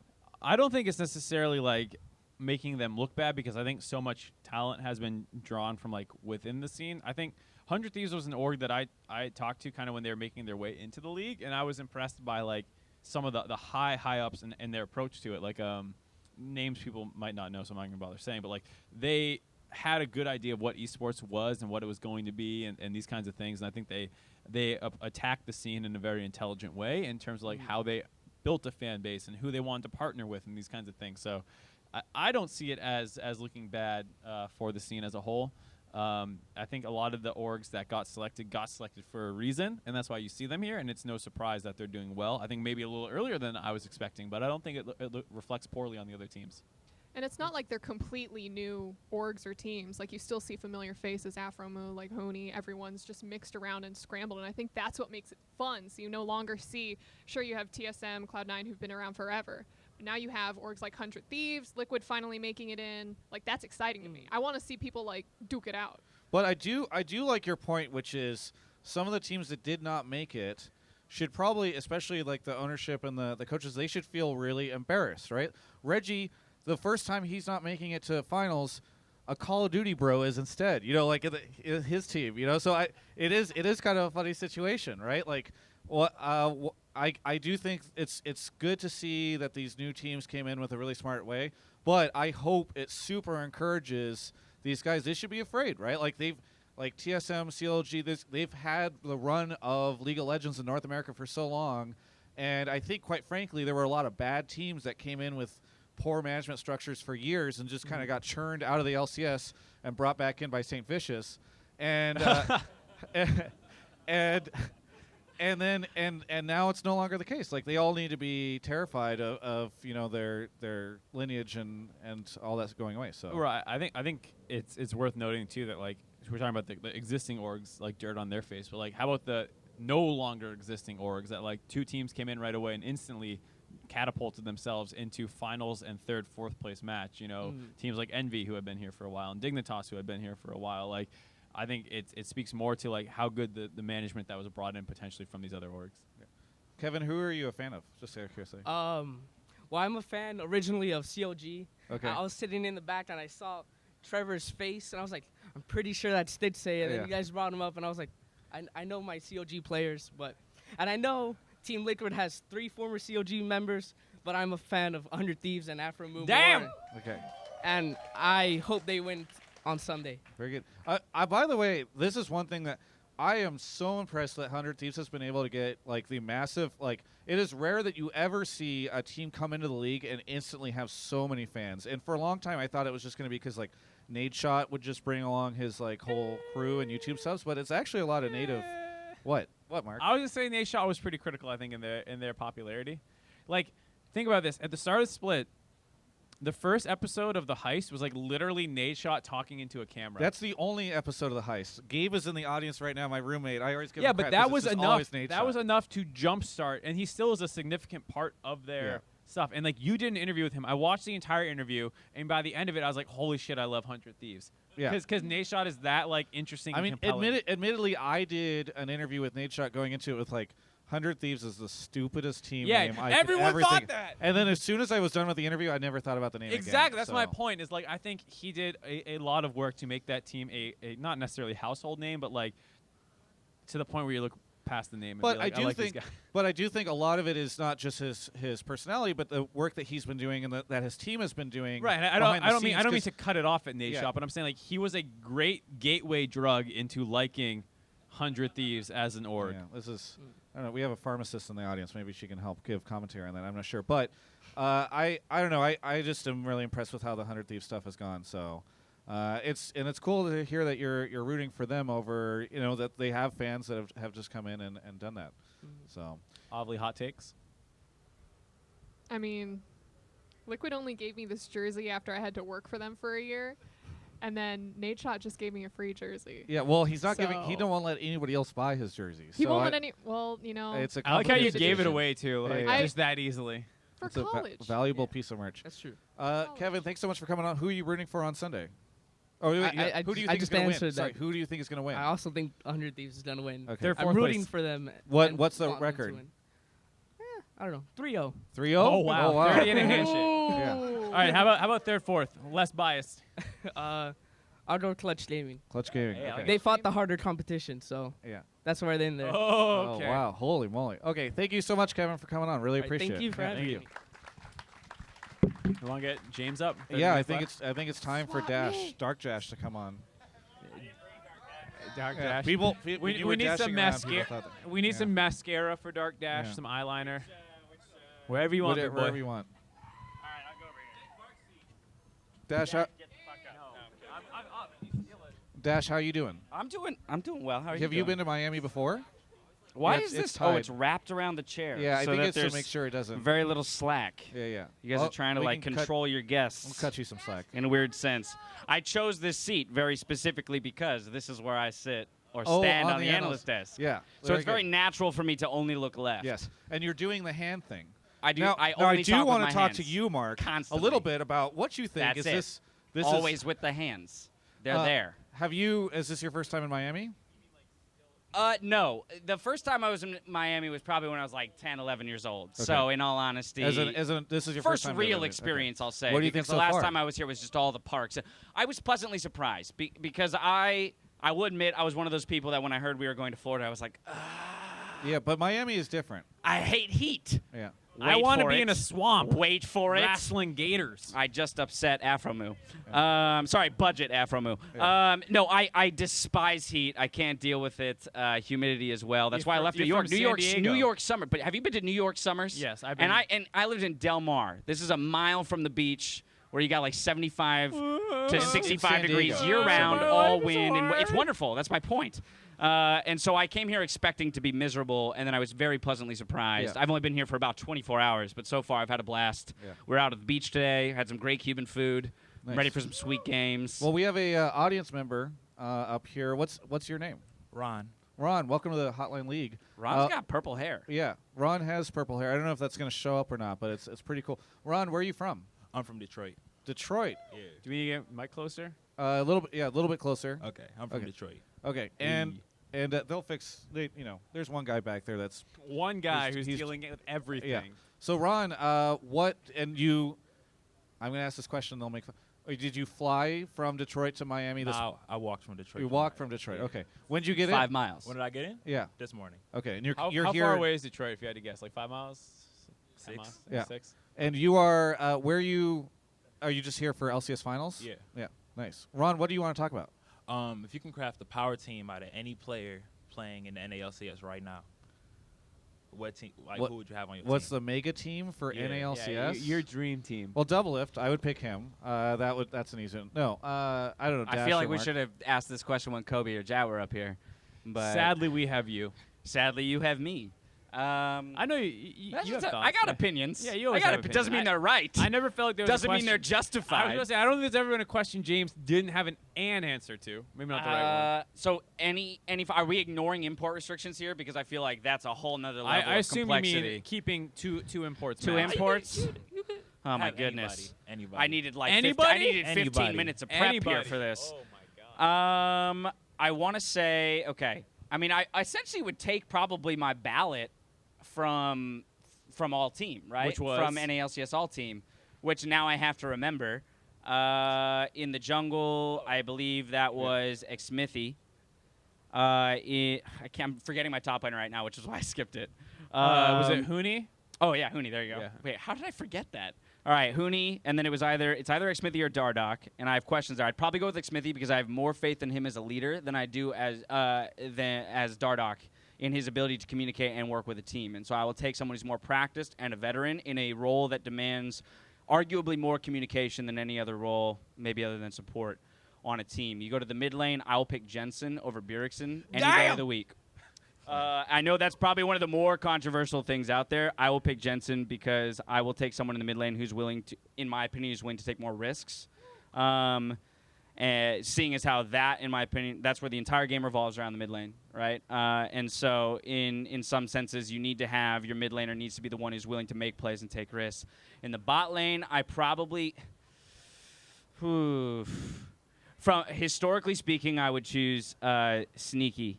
After this split, I would choose Doublelift. And the reason that is because I've always, any of the other casters will tell you I've always been like the biggest Sneaky fanboy. When I first joined the team, I was like, Sneaky's the best ADC in the NALCS. This was 4 years ago. And Doublelift was like perennially voted better than him. And I was always like, no, I swear to God, Sneaky is definitely better. I value consistency. And then this year was kind of the first time where I saw Sneaky crumble and I saw Doublelift step up to the plate. And so in the immediacy of today, I would pick Doublelift. And then in support,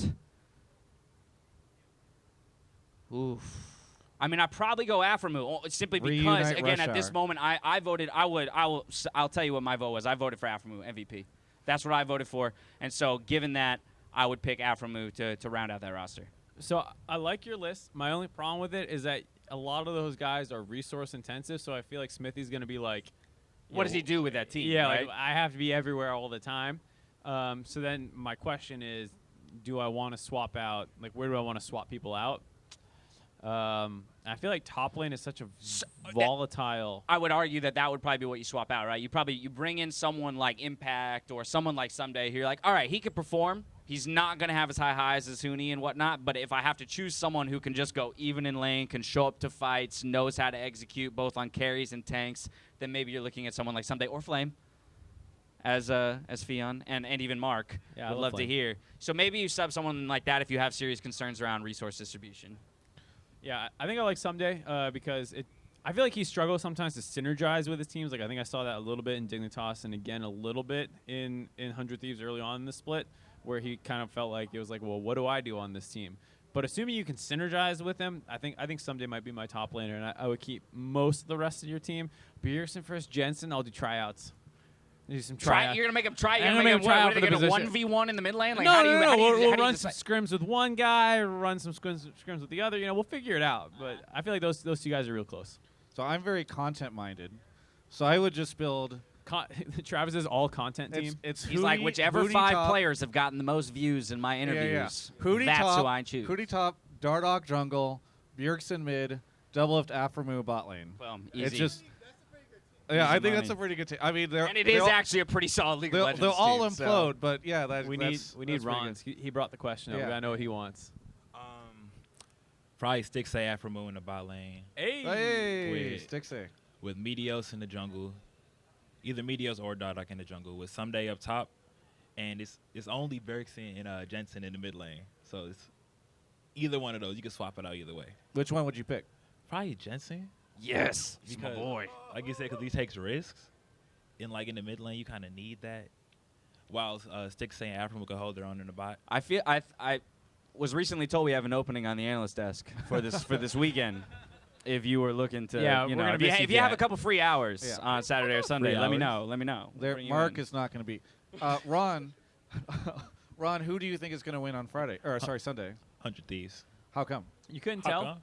Because Do you see what shirt he's wearing? His baseball shirt. I couldn't afford a 100 Thieves Obvious. shirt. You couldn't You afford got it. the closest thing to a 100 Thieves shirt. The 100 Thieves merchandise has been the biggest topic of conversation on this show. It's probably great for that I merchandise. mean, there's but- definitely some like value and exclusivity and like the scarcity of a product, but at some point it's kind of like, yo, just charge like $200 for it and make people shell out, and you'll still sell your 100 shirts. Just make more of them. Ron's like, yeah, I agree. Whatever. Yeah. He's like, whatever you want, Mark. I don't. Whatever.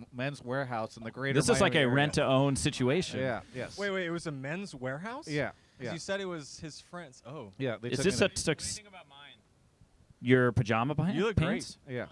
I'm Is a there big something- fan, is man. there- Hey, comfort is key, Is as there they say, something- Mark.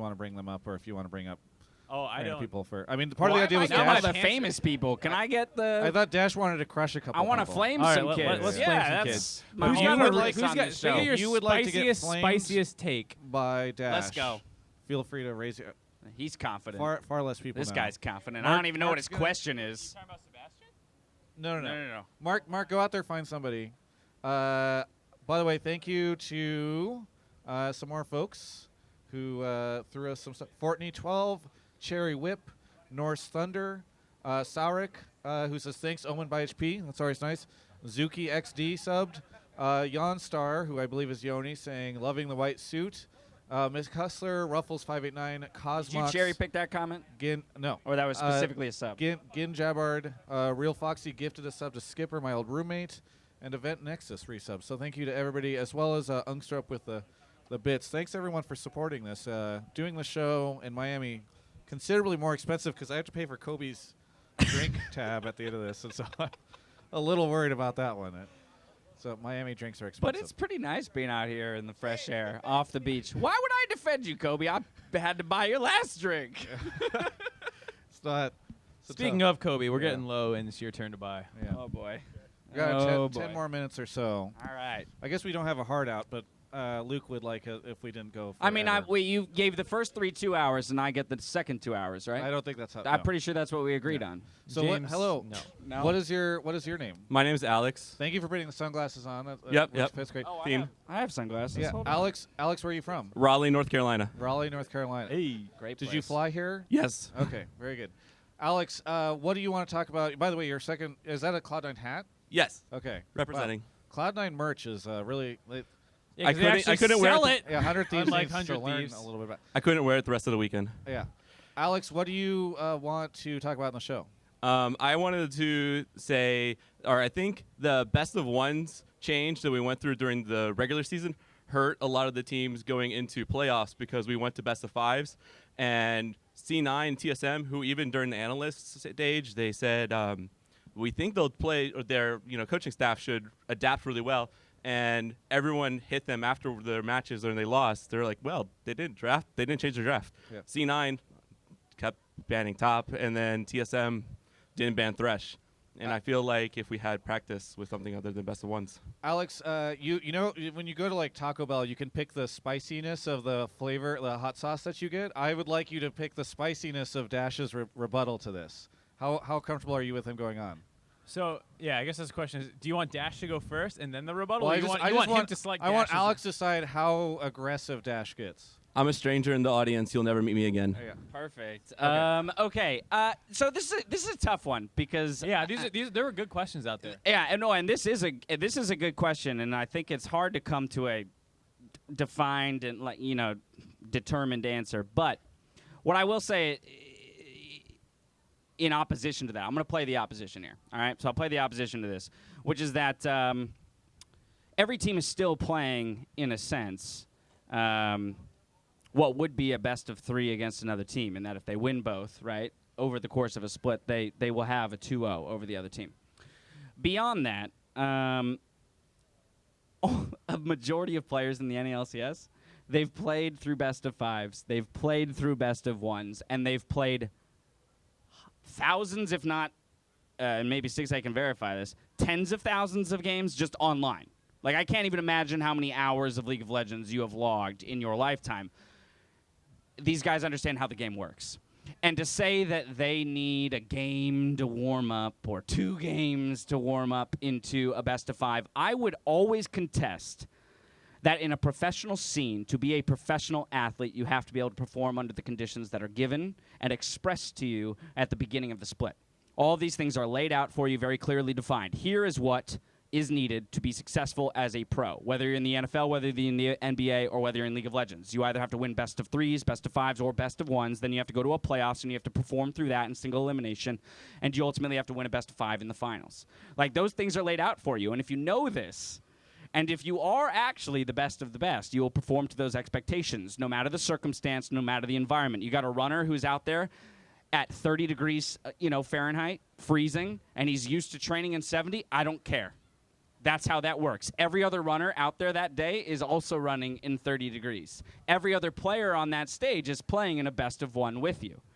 So, in my opinion, the argument that a best of 5 or a format of best ofs hurts any team as compared to another team is made essentially null and void based on that. Because everyone's dealing with the same circumstance. And ultimately,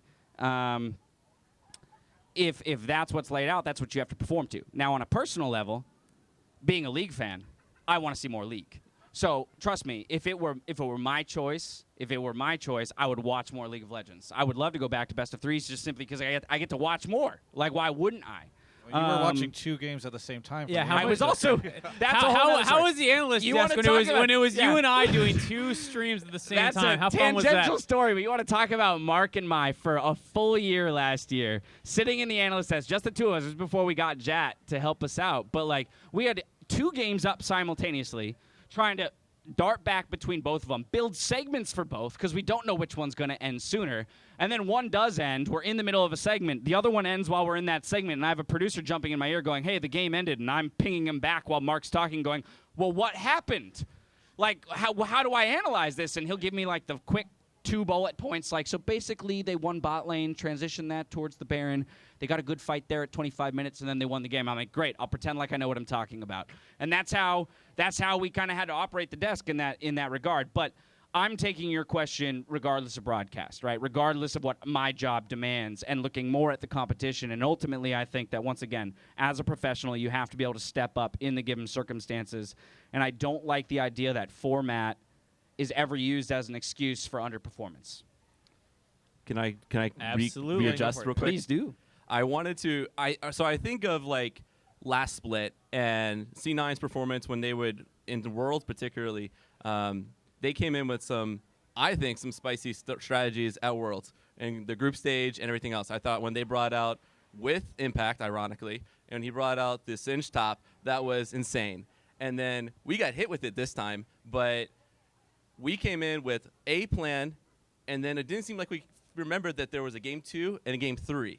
I think that, and then TSM felt like the same thing. They won game 1. They're like, awesome, great. Next game, oh, wait, there's 2 more we got to play with. And then it continued. Right, so but what about the team they played?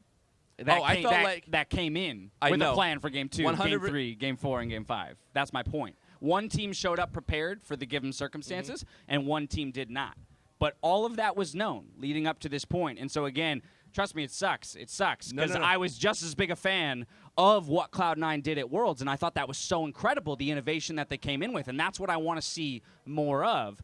But I don't think you have to give people best of 3s in order to tell them that, hey, you should also have stuff in the bank to pull out when you're in a best of 5. You should know that that's coming. Not to mention, but, like, with TSM Cloud, these guys have played best of series a lot, and like I would not have expected. No stranger. Yeah, I would not have. You would expect like the teams that have had a lot of all that best of practice to do really well. TSM last year, everybody said that like they lost their first game all the time, and they'd win the series or whatever. So I know it's a different lineup now, but it's a bit of a surprise, I think. I mean, go ahead. I was gonna say I understand some of the points being made. Just that like, yeah, I think you can say TSM and C9 didn't really adapt well to what was going on with the series. And for C9, like, they were trending downhill the entire second half of the split. Like, they were 3-7, 3-8 or something at that point, where they had dropped all the way from tied for first to, what were they, 5th? Let's not talk about it. Yeah, so, like, you got to talk about it. Like, they were kind of a shit team at that point. Like, they were not one of the favorites coming playoffs. So, like, I understand why they lost. TSM, I think, was a favorite, and I think a lot of teams would still argue that they were the better team. But I think you can point to the fact that Hakuho was on fire that day, and they didn't respect that. So, like, right. See, and again, I guess what you're getting at, or I'm going to suppose a thought. I'm going to stuff words in your mouth. Yeah, that's exactly what I'm going to do. So tell me if I'm wrong, please. But what you're saying is that in best of 3s, they have the opportunity to practice that more, so that in that best of 5, when they recognize, holy crap, Hakuho is going off. Now we're more prepared to adjust to that, right? We're more prepared to, as a team, to say we need to react to what's happening in the moment to have a better plan in game 3, 4, 5. Right. I think for the TSM example, I think this was their first chance to play from down in a best of 5.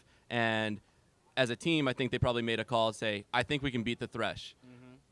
They lost this one, and it meant everything. Versus if they played this in the regular season and they had like a best of 3 and they realized, hey, someone's hot on something, we don't have time to risk that. Let's just ban it, get it off the table. That adjusts their team mentality in a coaching draft that they didn't adapt to. And I think that hurt them here. And I think the same thing for C9. I think they came in with a certain plan, and they were like, we're going to stick to this plan, and we're going to see it through, and we're going to play it out with one play. And it didn't work out. And I think, and then they're done. and they only had one shot to try it, and that was it. And if they had more time with this team, with this roster, even though all of them have been practiced, but I don't know. But I just feel like they're just rusty with doing it. And as a league, I know that the other teams performed well with it, but as a league, I think it would have been more. I think those matches would have gone differently, obviously, but in an alternate universe, those matches would have gone differently if all those same teams were still there and all of them had practiced in a best-of situation. I think they would have made a different. I would think they made different calls. I think C9 would have probably had a different ban phase after game 2 or at least game 3, and then TSM would have been like, we can play against Thresh one more time, and then we're banning it off. And then they would have been in a best of 1 or 2, but they would have still been not playing against it down the whole time. My final thoughts real quick is just like I always liked best of 3s more. Was that shrug at each other? I was just saying I'm done talking. Oh, okay, yeah. I think when best of 3 change came through, I was really down with it because I was kind of under the impression that the tournament structure would change as well, to the point where like you no longer see best of 1s even in the group stage. But when that change didn't come through and best of 1s are just a vital part of the international infrastructure as it is, I at that point I was like, well, why even have best of 3s? You never play best of 3s in international competition. You play best of 1s and best of 5s. So like I think the regular season and postseason should match what happens at international competition. Exactly, so, like, and that's what it does now, right? Right, and that's what I think is like you should learn how to perform in best of 1s, and then you need to perform in best of 5s. And if you can't perform in those 2 situations, then like I don't really care. And this is you're all not our best ignoring representative. the entertainment aspect of all of this. Right. We didn't even Forgetting- touch on the forgetting idea that, like, hey, sometimes it can be really boring to watch the Hey, number no one one wants to team watch play Dig 2 games versus- and smash the 10 team. And it's also sometimes not interesting to watch 9 and 10 slug it out for 3 games, right? Yes, it's interesting to watch 1 and 2 slug it out for 3 I mean, games. there were but 10K viewership streams with like Dig plus a 10th place team like P1. Like no one watched that shit in summer. we're only time for the could go on, competitive side. on Sorry. about this for a while. We actually do need to start moving on. Alex, I want to shout out your Patreon supporter. Thank you. Thank you so much Yep. for doing that. Thank you. Appreciate that. And I Travis, thank you for Alex, I thank you for the spicy question. It was a really good question. I like Who's it. going to win on Sunday? I'm pulling for 100T. 100T. Okay. Very good. Thank you. All right. So should we try and grab this guy? Sebastian? Yeah. His team's playing tomorrow. Sebastian, are you down to come up? Yes. Yes, exactly. People can't hear you until you sit down. I mean, look, you have to ban Skarner and Olaf if you can't play both sides of the matchup, right? Like, it's not. No, we're diving right in. Yeah. I love this. There's Yeah. no context. Yeah. Let's I talk. was going to let him introduce after he does I his heard rants. this question. And I was like, I honestly think that people are giving Song too much crap. Like, Song's a really good coach. He was thinking about the jungle matchup. So you blame Mike Young? No, I don't blame Mike Young You at blame all. Mike Young. I think that you have a bot lane that never dies, and they died a couple times, and things go one way or the other. I think that's the biggest thing from my perspective is like, okay, so Sven died like 5 times in the second half of the year and then died 6 times in a single game or whatever it was. Thank you, Hakuho, man. Yeah. Oh, my goodness. Big ups to Hakuho, but yeah, I agree. Bot lane fell apart. So, hey, Travis. Can I catch your name? Hey, my name's Sebastian Park. Where are you from? I'm from Houston, Texas. Archon. And let's not talk about Archon. Okay, sorry, my bad. What? And you, for those that don't know, I run Clutch Gaming. Well, congratulations on making it to Miami. Yeah. We just had a couple owners on here that did not do that. Hell yeah. No, I mean, we should give them more props because I want to be here. Yeah. Like, they had to be here. They There's had a to be here. difference, Yes, right? yeah, Like, they made it out here. Well, anyway, so let's talk a little bit about tomorrow. Why is your team going to win? so we're not favored. And Are you not? We're not favored. Really? I actually really. Yeah, I wonder. Wait, no, really. No, Can we get No. crowd polling, James? If you want to. Yeah. Wait, how do you want me to do that? Okay, if you think that Clutch Gaming's gonna win, ready, go. All right, now if you think Echo Fox is gonna win, ready, go. Seems pretty damn clear cut to me. So for in all honesty, there's a lot of recency bias here, right? Like we Sure. played a really good series against 100 Thieves. They And came- TSM. Oh, and TSM. Forgot about those guys. And then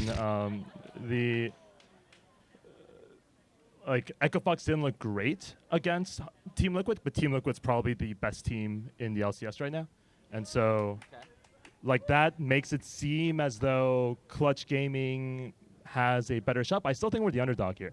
And I think if you were to ask Vegas, not that we should ask Vegas, but if we were to ask Vegas, What are the lines at? I'm pretty sure the Somebody line in is Twitch chat, go look it up real I- quick. I Let us think know. I feel like there might be some money in the air. No, I'm almost certainly, if you account for Vig, that not 100 Thieves, that Echo Fox is probably favored against us. I love this because I get the feeling Sebastian is afraid because all split long he's been the underdogs. No one's believed in them. He's like, no one should believe in us. For the first time ever, everyone's like, hey, they're going to win. And No, what that's does not that mean? true. There was that one game where Mark believed in us, and we won that game. That's So, true. like- That was. Can I ask you a question? No problem. then? That's out of What's up? sarcasm. Like, if you if you truly consider yourselves to be the underdogs tomorrow, one, I want to know why, and then two, I want to know how you think you guys cover that weakness and end up winning. And of course, without giving strategy Right, and right, blah, right. blah, blah, blah. But like, where do you guys think that you're considered underdogs? Because I don't see it. So I would say, and this is a cliche, so like let's ignore the background for this, but generally speaking, when you play a best of anything series, you want the best player on the core or on the Rift, etc. Right? So you're looking at Hooney. And like I think Febiven's better than Hooney, but like Febiven thinks that Hooney's really good. Wait, so hold like, on. Forget the first conversation. Let's talk about Febiven and Hooney. I'm a little bit upset that when you guys were talking about Bjergsen and Jensen earlier, that Febiven wasn't in that conversation. I almost mentioned it. And then you saw me and then you stopped? No, I just didn't feel like bringing it up. No, I mean, just in terms of mid laners, I was talking to. Is Hunter still here? Because I'm going. Yeah, to I think he's drinking over there with I think Cody. Hunter was like, I made my appearance. I've seen the audience disappear and then more of a crowd. Yeah, there we go. grow near They're the all bar. drinking It's a over much there. bigger crowd at the bar than there yeah. was at the beginning of the night. No, I mean, I think from mid lane there are two main styles to play mid lane right now. There is the more Korean-esque roaming style, which is high, although he's not Korean. Fly, Ryu. Honestly, like Hui also plays a similar like roaming style, and then there is the like y'all take care of yourself style that a lot of the European mid laners play, like Jensen, Bjergsen, Febiven, Pro Belters learn from his European brethren, right? Like there's that style, and in my opinion, at least right now in the current state of League of Legends, this latter style is just a dominant style. Like in the previous style, you had guys like Xpeke and Ocelot just running at each other and killing each other. Even Reggie. Like Reggie was the kind of guy who would just like not CS that much and just like try to kill you. Sometimes it would work, sometimes it wouldn't. Because of that change. Wait, but so I'm so confused all of a sudden because you're talking about Febiven being better than Hooney, right? Yeah, so then why are you underdogs? That's a great question.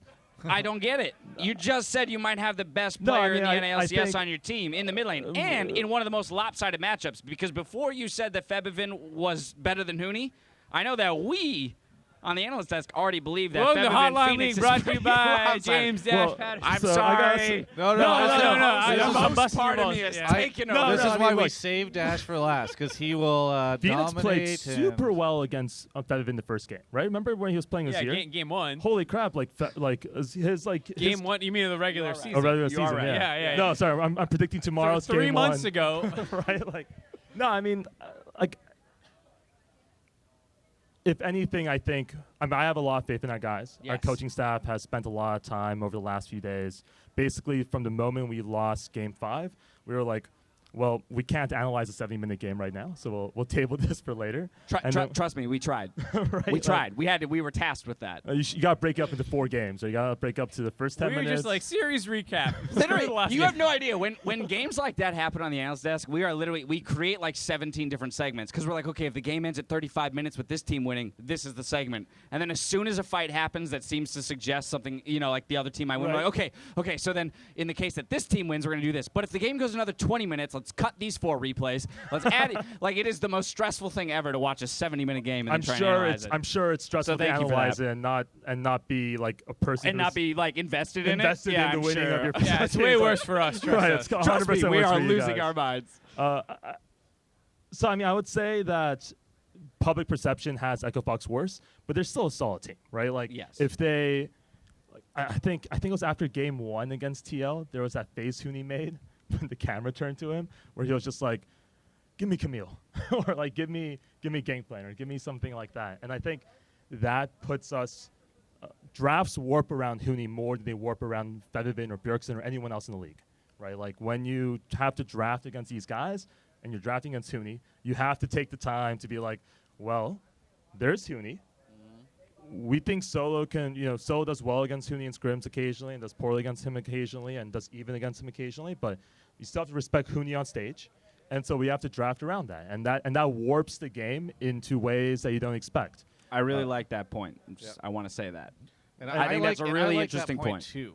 And for what's worth, dude, I would not have voted for Afromove for MVP. I think it's definitely Huni. There's no player in the LCS that warps the game around him as much as Huni. And that's he was my number 2, to be clear. But no, but I actually really like that point because I think that is something that is relatively unrecognized in League of Legends, is what a player's persona, their aura, this identity can do to other teams, right? Again, like I think the person who probably possesses it the most in the NALCS, and that's simply because we have the most exposure to him, is Bjergsen. Right. But he doesn't even necessarily warp your champion select because ultimately they're like, well, I mean, we've seen him on Zillion all the way to Syndra. Yes, we'd like to see him on Playmakers. That's what we'd like to see. I was going to say that, like, for Bjergsen, there are 2 like schools of thought on how to handle him. One is like, give him his pick of the litter. He's going to perform no matter what. No matter what. And then sometimes it's like ban him out, and then he still performs on like his 6th best Dash. chance. Right. Next time we're going to put you in a different seat so that you can't just do the analyst desk. Sorry, there's only 3 people on the show, Yeah, Travis. yeah, that's what I. There's that's a what I 3-person show. You're the producer with the, Yeah. the left I don't know who gave you a mic. Hello, I don't know how that ended Jatt, up in your Dash, hand. hello. But, no, but I 3-man show. Sebastian, so you guys play tomorrow. You think that you guys are? He thinks they're going to win, but perceived as they're the the underdogs. underdog. Yeah. It's just an interesting way of putting it. What's the score? 3-1. 3-1. Okay. 3-1. I think we lose game 1. We win game 2 in a nail biter game, and then we win games 3 and 4. Do you think they're mental boom? Because I think one thing Clutch has is a pretty strong mentality. Whereas, like, I think in the Echo Fox versus Team Liquid series, you saw a couple people on Echo Fox's team just kind of like, I don't want to say give up, but were willing to take bad fights that they knew were bad. Look, we have so much experience being behind. Like it's honestly great. Look, I mean, you guys have had to be crude about it. You've had to wade your way through the shit. Like this entire split, right? In a sense, you were the ones that were underrated for so long. You guys were. We played that whole idea of the line, right? You're so consistent, beating everyone below you but not above you. So I gotta say, the line is such an interesting concept, right? Because if you look at the win percentages of all the teams in playoffs, and you check the win percentages of them versus the other teams in playoffs, none of them have a good record against other teams in playoffs because we're all in playoffs. That is right? true. Like but that's the nature of the one win spread. Right. Well, so like if you put the line at TSM, it makes them look really bad. But if you put the line under TSM, I think a couple of their teams, I don't think look worse because you guys were 3-7 versus. This is just the narrative. I swear to God, I keep glancing over at Travis, and I'm just like, he wants us to get out of here so bad right now. Thanks guys for watching. This has been Hotline League live in Miami. This is the last time I'll ever be on this show. Thank you very it's a good much. conversation, which is why I'm happy to have it go forward. It's funny because a segment that you guys are obsessed with, like the line, because this was such a big analyst desk element for you guys. Sebastian's happy to talk about it forever because it's the clutch thing. But unfortunately, Kobe is yelling very loudly from over there and drinking. So I feel let me mic him up. No. I feel like we need to call it a day. Yeah, he's very. So excited. Before we go, Travis, I got a question for you. Sure. Do you like Miami? I like Miami. Do you like these people? They're amazing. Well, there we go. Do you like? Hey, Miami, do you like Travis? There it is. Thank you so much. Gotta Thank you make so much, sure it's Sebastian, reciprocal. for coming on. Last question: who wins Sunday? Sunday, I want to say TL3-0. It's. Then say TL3-0. That's what you want to say. Yeah, say it. Come on. Confidence. Look, you know when Team Liquid played Cloud9 in the quarterfinals? Yeah, I that was the remember first time that week that their games went beyond 25 minutes because in scrims they had won in 20 minutes against everyone 36-0 or something like that. Yeah, they talked about that a little bit, and you guys were the team that was kind of validating their statements because you guys are like, yeah, we got smashed by Team Liquid. I understand why they didn't think we were a real team. I think Lyra had an interview with Inline Global, and he was like, yeah, we didn't even look like a professional team. I mean, even Febby, like the first question that Febby answered, he's Sebastian, like, yeah, we got hard smashed and everything. 3-0 TL. 3-0 TL. Very good. Well, thank you so much for coming on the Thank show. you. Thank you, and best of luck tomorrow. I feel like you guys are the favorites, so thank you so much. Have a good one. All right, so I have 2 microphones. Yeah, that's not. put that away.